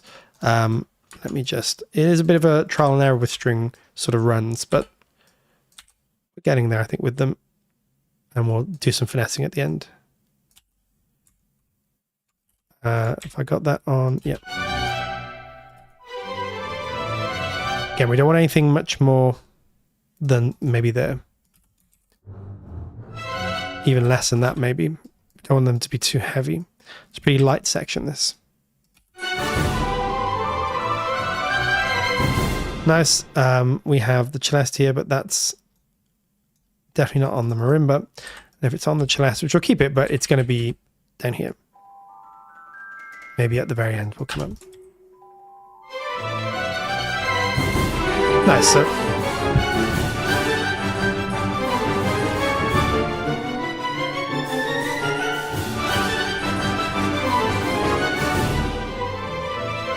Oh, sorry, Brandon. I did. Hey, Adam. One thing I'm curious of when it comes to things being too loud soft, how do you know whether it's a volume or dynamic thing, mod, feel, or velocity? It's a good question, and not something I always do know. But I think a lot of it's to do with feel, because this is the thing, right? Libraries are recorded with different levels of detail.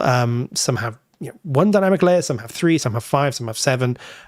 More is sometimes better, but not always necessarily better. But it's more about balancing where individual libraries are at as well. So the middle of the mod wheel for one library that has maybe 7 dynamic layers, maybe something different for one that has only 1 dynamic layer or 2 dynamic layers, or something like that. So I sort of go by instinct, I guess. I try and think about where do I think the dynamic layer has been recorded at, and then go from there. It can be quite tricky sometimes, and there's a lot of trial and error. But yeah, most libraries will, some libraries to pretty much go from pianissimo all the way through to fortissimo.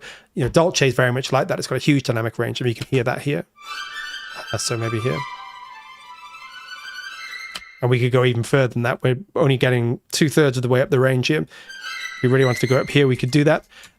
So I know with Dolce, I can be very accurate and I can really use a dynamic range. With other libraries, I tend to be a little bit more conservative, but it is a difficult one. And I think in terms of like knowing when, it's just a bit of a feel thing, really. It's, it's one of those. I always try and bias the dynamic layer first. So if something is not sounding exciting enough tonally, I would rather put the velocity up and then bring the volume down than bring the velocity down, because if you're playing something at the wrong dynamic level, it's always going to sound a bit weird, right? Even if you have it right up in the mix. But if you got it at the right dynamic level, you can always change the volume to sort of get it where you want to.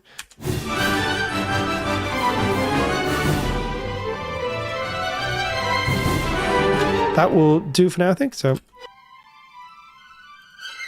we'll just thin some of this out a little bit.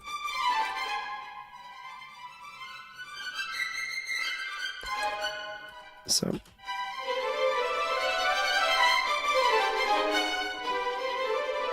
yeah, same here. Thin this out a bit. We don't need it to be so loud.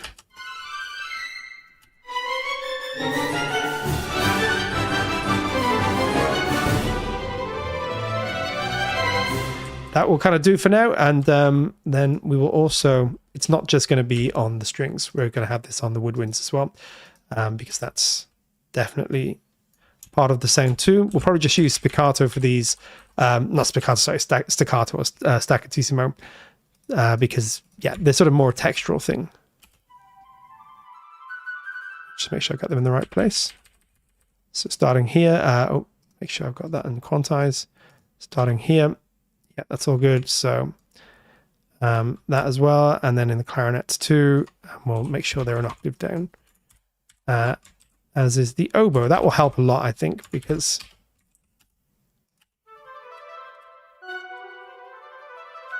again, actually, do you know what? This is not something an oboe would really do.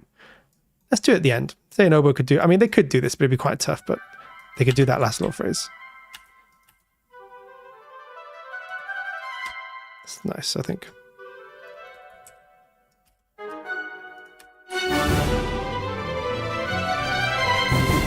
Nice, okay. Adam has said ET on the Terminator 2 Composer video. There isn't at the moment, but we should definitely try and do something on Terminator. That would be cool. I have a question for you guys. If you go to your own one audio Imperia library, what would you choose? That's an interesting question. What would you choose?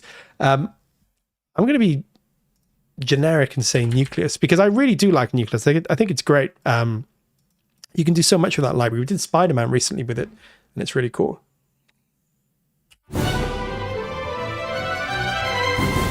Okay. And we need to do, let's just take them there. So we'll make that sustain them. Cool. And that's going to be up the octave there. In fact, it's all going to be up the octave again. We've copied this from the bass. It's too low. Nice. That will work. Go back to our staccato there. Okay.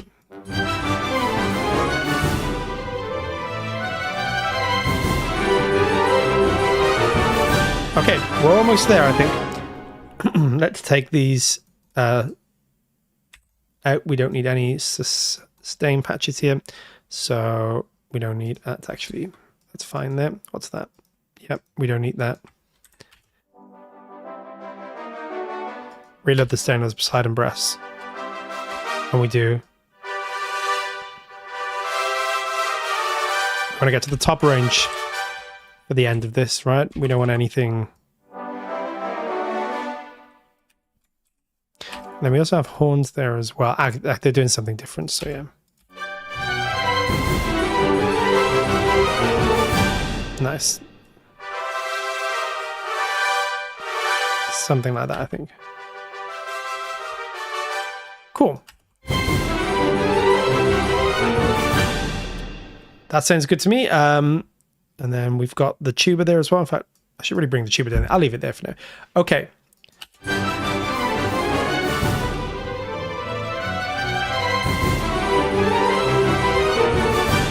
That will do here. I'm literally just going to grab this, copy these over to our flutes, copy this over to our oboes, copy this over to where there are violas. Oh yeah, they're doing something different. So we will get the clarinets doing that. Oh, not that. That there. And then we'll double check that all sort of makes sense.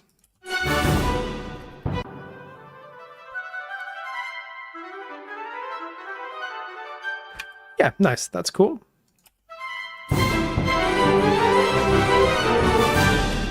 And we'll really push those trumpets at the end there.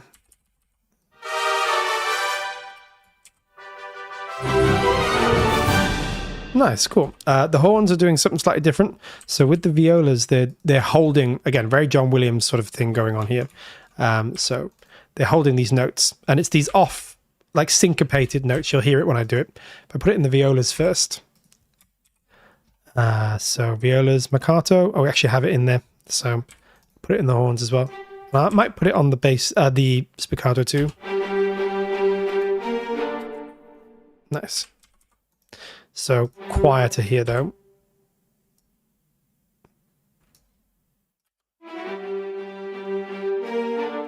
Okay. And I don't think we need that last note on. Have a listen to what's happening in the violas, the way they're holding that kind of pedal note. Make it a little bit louder so you can hear it. It cuts through a bit more. And it's just going to be in that top octave there. So I'll put it in the horns. You'll really sort of hear it a bit more, I think. Cool. So just copy that in the horns. Which will be our sustain horns here. Let's just make sure we got them both octaves, and we also want them to be top of the range here. Nice, that's going to work really nicely with those violas, so you can hear together. They do this. It's just a really nice little sort of hold.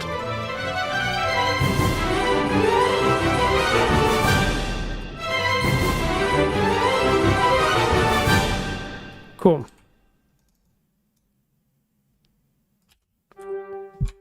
I think we're nearly there, guys. We just want that last hold there on the horns. No, don't close my window down. Don't want that. And then we obviously want the final chord, which is this big G chord. So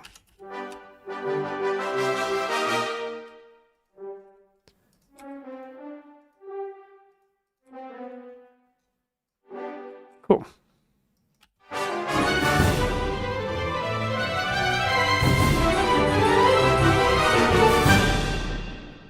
So listen to them again. Nice, and then with these trombones.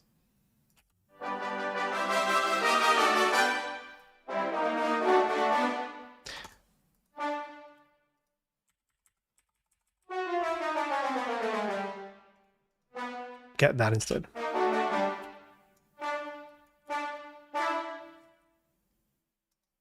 Yeah, cool.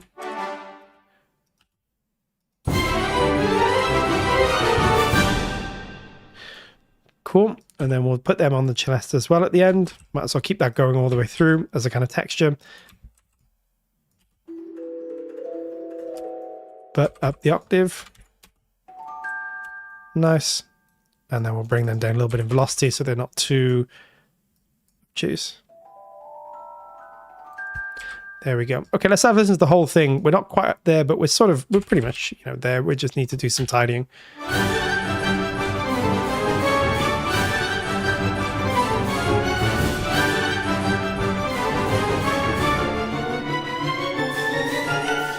I kind of want to put a little bit more. So we've got the horns there. Maybe we'll just, I don't know if this happens in the original, I can't remember now, but we're just going to add a little bit of trumpet at the end there on that last flourish. So let's just do that there. We're going to put it in the staccato though. Nice. I think that'll just help. We may, as been suggested, maybe put a little bit of trumpet in just to make it... That's better, see?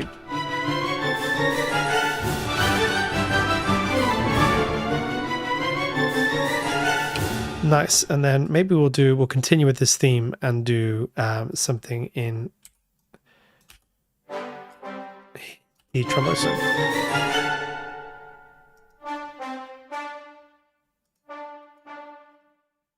So maybe something like this. Again, don't know if this happens, but we're going to do it. And maybe if there's the bottom two, we'll do that. Which adds a bit of life. We're in mock-up land now, so we may have to push things slightly more than they would be in a real orchestra. We'll do the same thing. Oh, let me just... where's that? Do the same thing here. Here.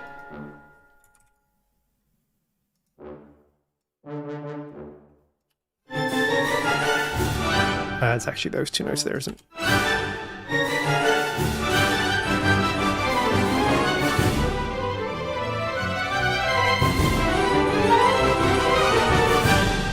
Cool. I think we're kind of pretty much there.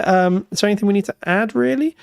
I mean, we could definitely improve it, but when, you know, for what we've got now, it's fine. One thing we will do that we haven't done, which we really should do, is we should get the... Have we got the Woodwind ensemble? Yeah, there we go. We should just fill in the lower, the bass with the woodwinds, because again, woodwind, those low bassoons and kind of low bass clarets and things are all a huge part of the John Williams sound. So we should get these and just put them on the woodwinds. You don't have to worry too much about the precision of the orchestration, but we do want the tone of that orchestration. So let's have a listen. It's all going to be staccatissimo. Cool.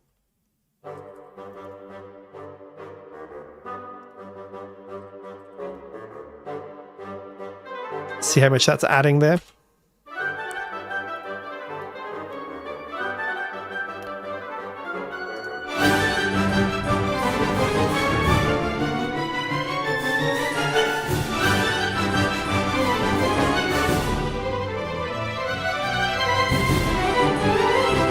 Cool. And you know what we're going to do here? We're going to bring the woodwinds in at the end of that as well. The low woodwinds, well, the bassoons. Yeah, we need to fill it out at the end, so they're going to be down the octave, but only really, well, not there, from this part here. See how this sort of fills the orchestration out? See how it just helps? Without that, it sort of gets too high without anything supporting it. With the woodwinds or the bassoon, just helps, I think. You've been good about your delay times. Yeah, I have. I mean, I should be really good and actually just fix them before I ever come on stream, but that's a Christmas job. I can have some time over Christmas, fix everything up, get this template where I want it to be. Okay, and we're also going to want to put those on the low woodwinds as well, I think. We'll do it up here, obviously. And I don't mind keeping this staccato. Just want that attack really from the woodwinds. I think it's going to help.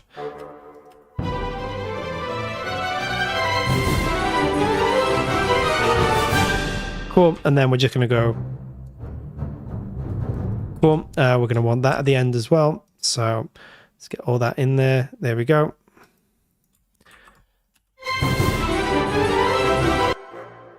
Yeah, we're going to want that up the octave there, and we'll do, yeah, we'll do that. That will do us there. Do we share project mini files? Yes, I absolutely will share them. I'm a little bit behind, but I'm going to try and do that before I go on holiday. So we got some other previous ones that I'm happy to share, the Spider-Man one and things, and I will also share this one too.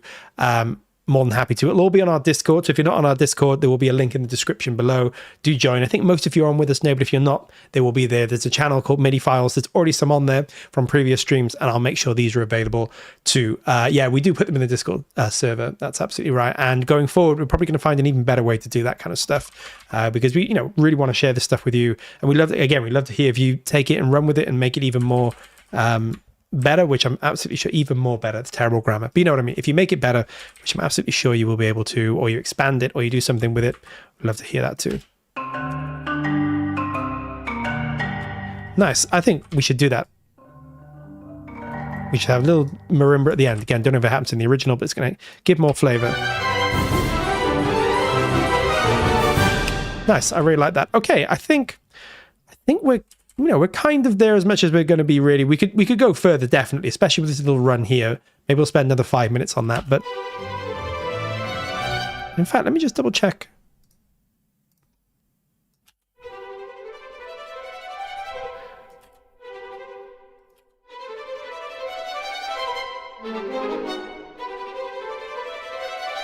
Might take these Mikatos out. I want 1 or 2 of them in there, but I don't want too much because it's lagging. It's making things lag a bit, so. And similarly,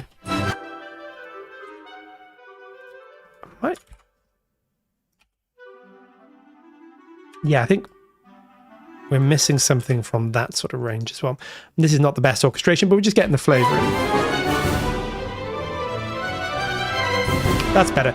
Yeah, no, don't worry. We'll make this available and yeah, use it on whether you've got our libraries or whatever. But yeah, definitely play around with them.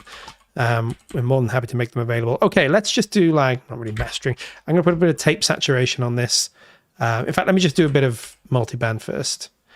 This will just sort of tighten everything up a bit, I think. What I'm going to do is we actually got the end to do as well, but that shouldn't take 2 minutes. I'm just going to sort of take the first section of this, loop it. So apologies if we loop this a bit too much, but it's going to just help sort of, maybe I'll just take that section there. We're just going to do a little bit of multiband here, just to sort of bring everything.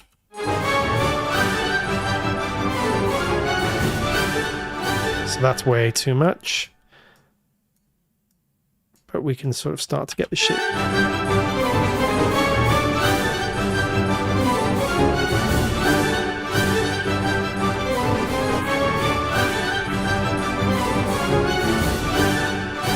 Want to crush down some of that upper mids a tiny bit just to keep it more even. Not crush it in terms of lose it, but kind of keep it more even.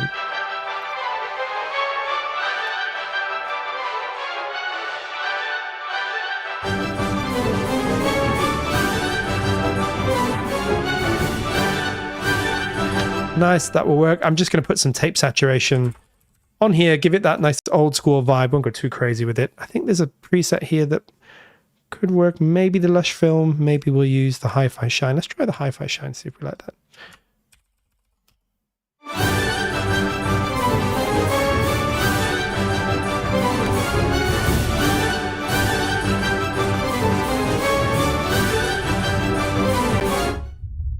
Get that crushed in a bit more.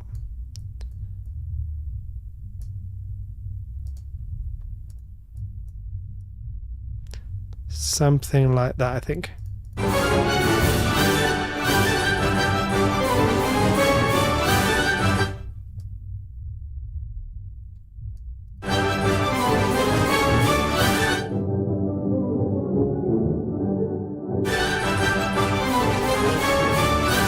That will do. We're not going to try and get this, properly mastered or anything. Just sort of bring it up to level a bit, making it sound a little bit sort of more even.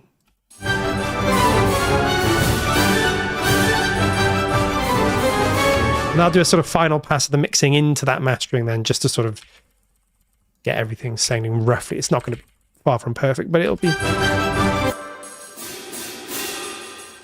So we're going to bring that down a bit, bring those down a bit.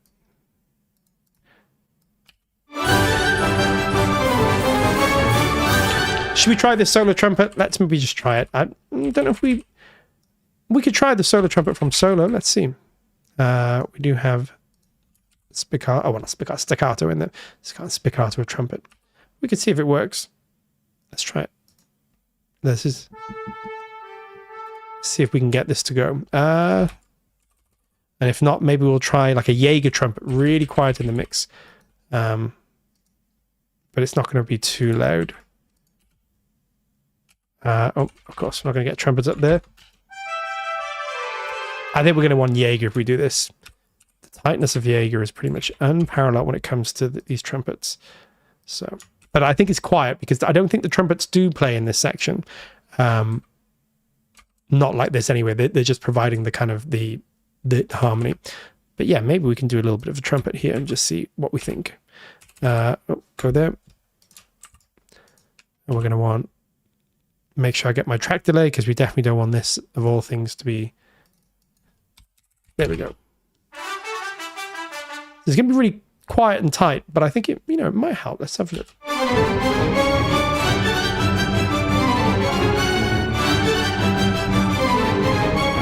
You see, it does add something if you want that kind of sound.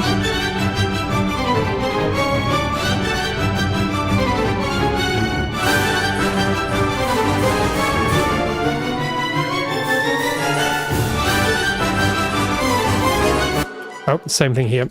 We definitely do not want up that octave.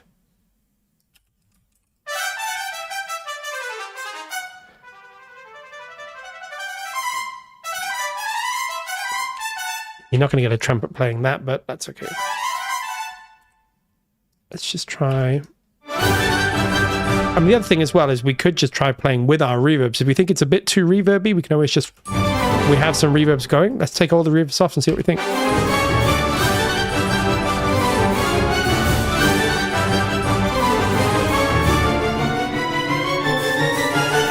This is something that I sometimes do at the end, is just literally shape our reverbs to what we want.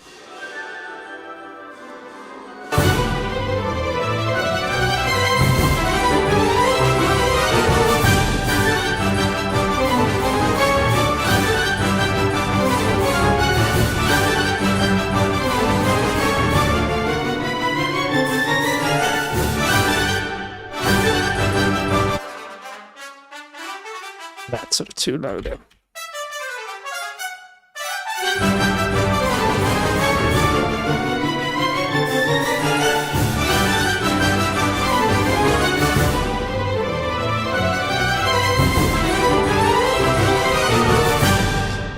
I'm going to use, what I'm going to do is take these away at the end, these trumpets, but I'm going to double them, or rather double the Poseidon trumpets with the Jaeger trumpets at the end, because there's just something brilliant about these short. Let me just take them off at the end there. Oh, what am I doing here?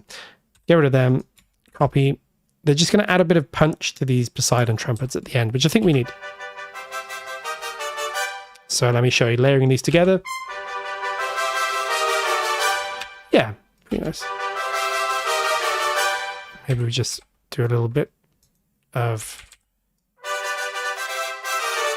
Okay.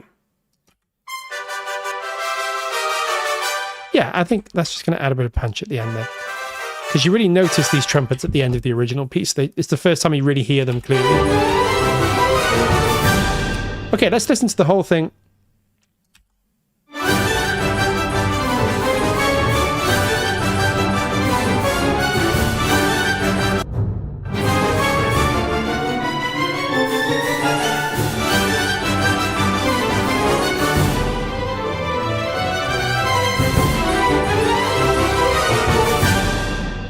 Okay, and let's just do this part at the end. It's really simple. I think we've got 10 minutes. Let's just do it. So what we have going on at the end is this.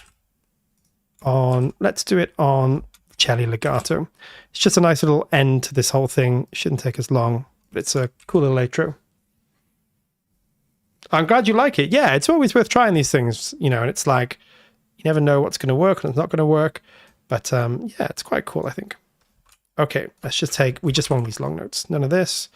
Don't even think we want this. None of that. Not even that one. So what we want here, little overlaps. And we don't want that overlap there. So let's make sure we get this to the right.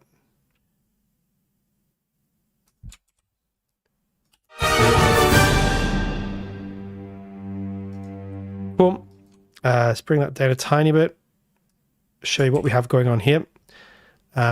In the clarinets and bassoons as well, I think we have this little figure going on. So let's just try this in the clarinet sustains first. Actually, let's do it in both, because again, I think this is going to be a kind of shaping thing. Nice. Yeah, we don't, just those at the end there.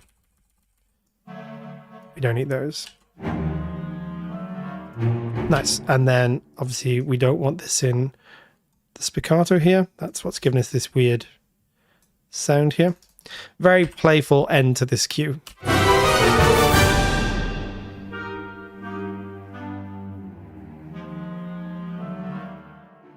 Nice. We also have that in the celeste as well. Great orchestration again, just really nice use of the whole orchestra.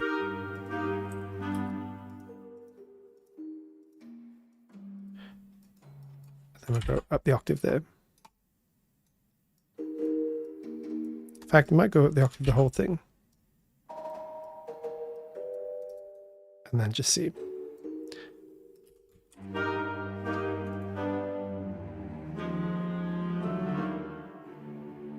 Cool, that's sounding pretty good. We're also going to want this in the bassoons as well. Let's put them. These are our sustains. Let's make them a bit quieter here. And then nice little. Really nice, classic 90s John Williams playfulness. And we'll put them in the bassoon spiccatos as well.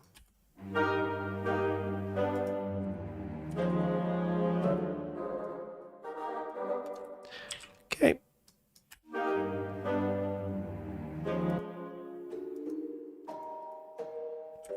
Maybe even up the octave again and then put in marimba.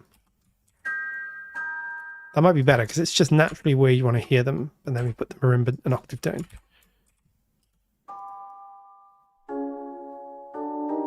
Nice.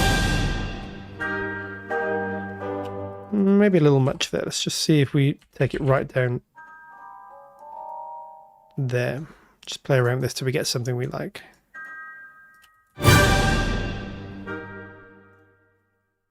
Sort of quite light, this little section.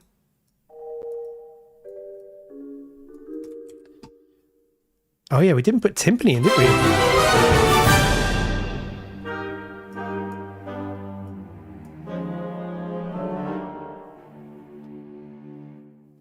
Cool. I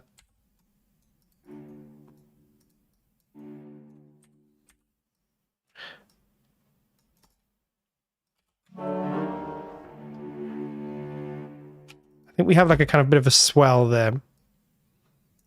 And then we have this at the end, really nice and simple. Oh, we're going to need pizzas.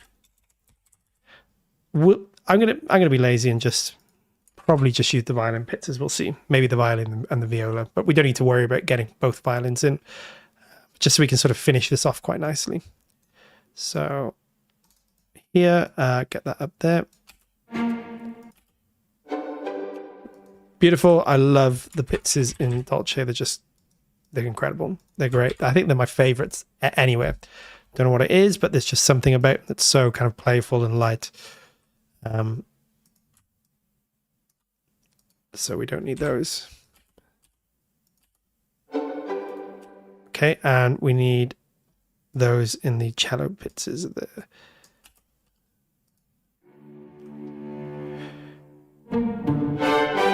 Nice, cool. And we also don't need them. So we just want them actually in there. Cool. Let's have a little listen to that.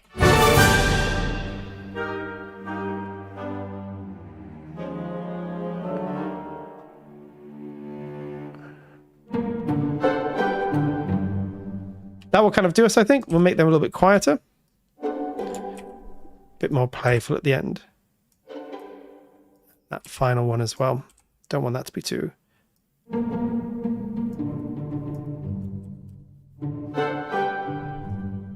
That's cool. A little triangle at the end. Here's one I made earlier.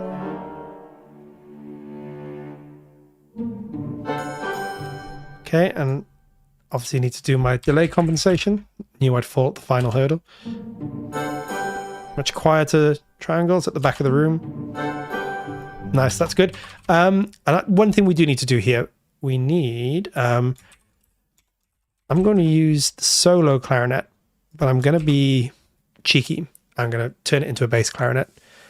Yeah, it's such a good little ending. And it's pretty much straight from the film. It's just John Williams, isn't it? You know, it's so good. So I'm going to take this. I'm going to use our range. Love the range tool here. Really nice way of just... And it works really well. Like maybe not all the way down, but a good 6-7 semitones down usually you can get out of this range. Let me show what I'm doing here. I'm going to take our cello legato here.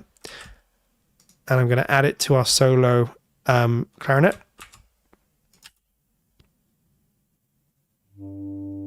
Bass clarinet.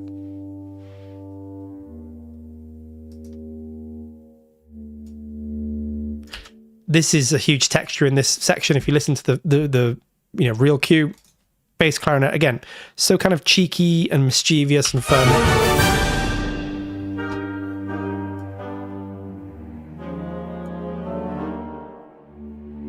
Just not John Williams without bass clarinet in those kind of sections.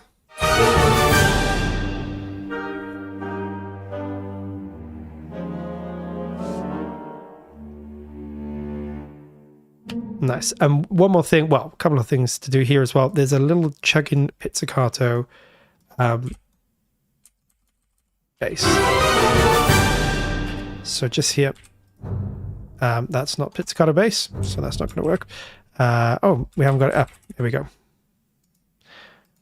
It's just sort of to give a little bit of rhythm to this section at the end. We just have a really, really quiet bass, just kind of plucking away here. So we'll definitely add that in there as well. See what it does. I actually can't remember what it does, whether it stays on the G or follows. Let's see what we think, what we like. So, yeah, it's going to be up here. But quiet.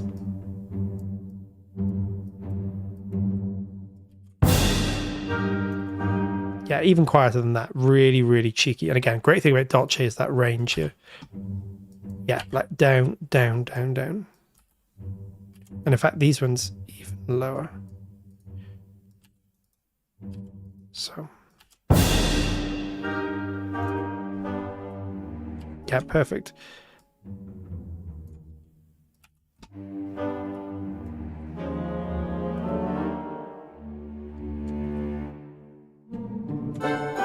And you know what I'm going to do at the end? What we're missing here at the end, and this is subtle but meaningful orchestration. It's a bit... That needs a little reinforcement, which we'll do with a bass tremolo. Bringing the octave down at the end is just going to make it feel fuller in a way that it doesn't yet. So let's open that. Obviously not to that level, but you get what I mean. We're missing something to... Probably that one there. We'll see. And again, much less dynamic range. So, yeah, there. Whether it's there or there, we'll try both. We'll see what we like. Yeah, that's nice. See, without it's just not. Just add something. Without it, it just feels a bit less movement, bit less power in there.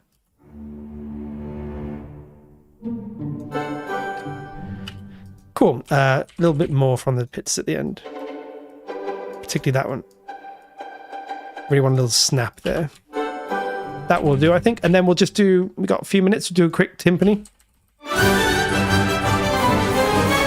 So what we're going to do, we're going to copy the pizzicato bass, and then we're going to see sort of if we like all the notes, if we need to change anything. Get our timpani up. The timpani is pretty much just following the bass. It's being used in that more traditional classical sense of like just picking out and supporting these bass notes, and it's being used quite often here. So it's going to be up here. Yep, and quieter, right? It's not being used. Those can be louder. These bigger ones here. Maybe those as well. Oh, not that one. There we go. And then we'll just squash it all down, get a little bit more. There we go. Let's see if that works.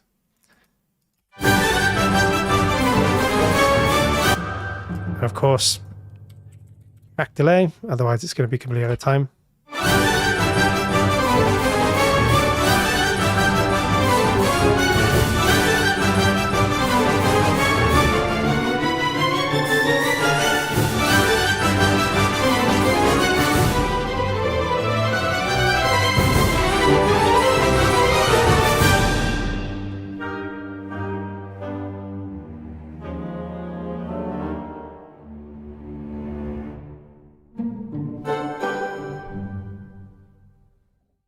Cool.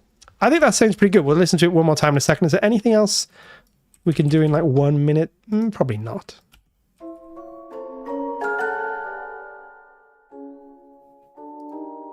I love those chords. Really good. And again, just classic John Williams. It's just this like, you know, so you got G, and then you've got these like chords over it. So E flat and G. Really nice. And then we go to this. E flat, and then you have C sharp, D, and E flat over it. It's just so, you know, it's just pedal notes and then chords over it. And because John Williams comes from that jazz background, he can harmonize anything, you know, he can make anything work. But it's all just based on that principle of like these sort of pedal notes and then these chords over the top. You know, you can try it yourself. Just take a note, E flat, and then if I actually get a piano, it might help. Try different notes over chords over it. So maybe an A.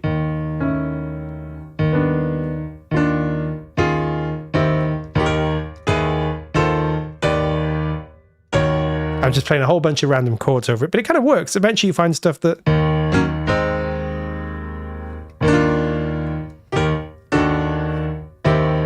Classic John Williams, a lot of those pedal notes and these kind of like harmonic extensions over the top of them. Okay, I think we're going to call it a day. We could get it a little bit more.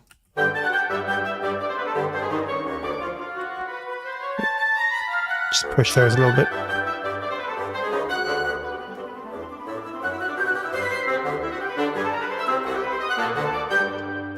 I think we'll call that a day. Let's have a listen one more time. I think we're going to be pretty much where we want to be. And again, I'll make this all available inside our Discord. So you guys go and check it out, have a play around, improve it, extend it, whatever you want to do.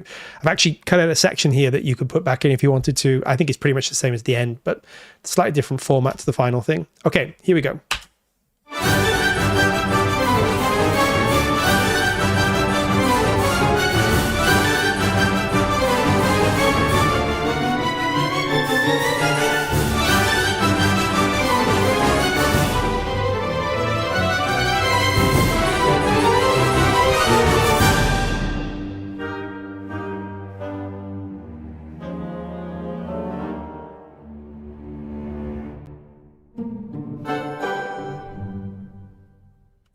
Let's do the timpani at the end. You're absolutely right. We need more timpani at the end.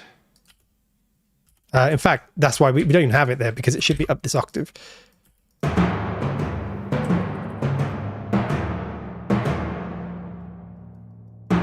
Oh, don't delete that. Now it should be there. And we'll do a little volume ramp at the end. Why not? Let's get it in there. So listen in context.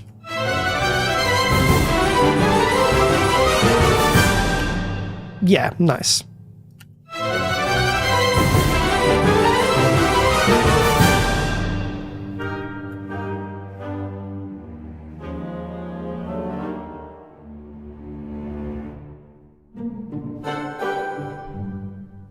Cool. Very Christmassy. Home Alone. The We Slept In cue. I think it's actually called the I can't remember what it's called now, Home something.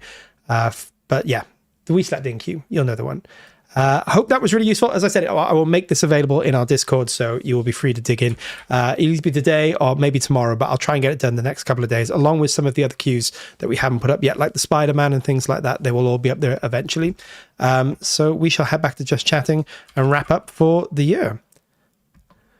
Cool, there we go. Macaulay Culkin and Joe Pesci and Daniel Stern looking at us there. Very festive. Yeah, really good. 1990, 30, what is that now? 30, 25 years? 25 years ago. Oh, that's crazy. Is it 25 years ago? I'm losing track. 35 years ago. No, I don't even know anymore. 33 years ago. Can't count anymore. Yeah, a long time ago. A long time ago. I was very small and probably younger than Macaulay Culkin. And now I think I'm Daniel Stern's age, pretty much on the right. I'm the robber now, which is kind of scary. Thank you guys. Thank you. Yeah, don't do the math. I know I can't. Yeah, it's too much. It all just blurs into one at the end. But either way, I'm definitely not the Macaulay Culkin character now. I am the Wet Bandits or the Sticky Bandits. Thank you so much for everyone that joined me. I can see there's quite a few with me. Thank you so much. Yeah, this is the final one of the year. And like I said, the final one for a while. We're going to have tons of really, really great YouTube content and a lot more stuff coming up in the new year. But exactly what's going to be happening and when, we will let you know in time. There's more to come this year as well. There's not going to be any more streams, but there are more videos. So if you're not subscribed, make sure you get subscribed. We got some really, really fun ones coming up, which I'm super excited to share, which will be cool. And as I say, in the new year, I think there's going to be a lot of very exciting stuff to come. I'm super excited about it. So when there's another stream, we will let you know, but there certainly won't be for the rest of this year. We're going to take some well-deserved time off. Well, we got a few more days left, but then we're going to take some well-deserved. I say well-deserved, that's a bit presumptive. Maybe it's not deserved, but either way, we're going to take some time off and open some presents, eat far too much chocolate, which I've been doing all year anyway, so nothing's changing there. But otherwise, relax, maybe write some music, fix my template, and come back renewed and recharged for a lot of very cool stuff next year. I hope we do something from Final Fantasy 4 soon. I think Final Fantasy will definitely make an appearance at some point. I know a lot of you have been asking for that, and I love Final Fantasy, so I'm certainly not going to say no. The We Slept In score from Home Alone is officially titled We Slept In Hard Count. There we go. Thank you very much, Video Drum.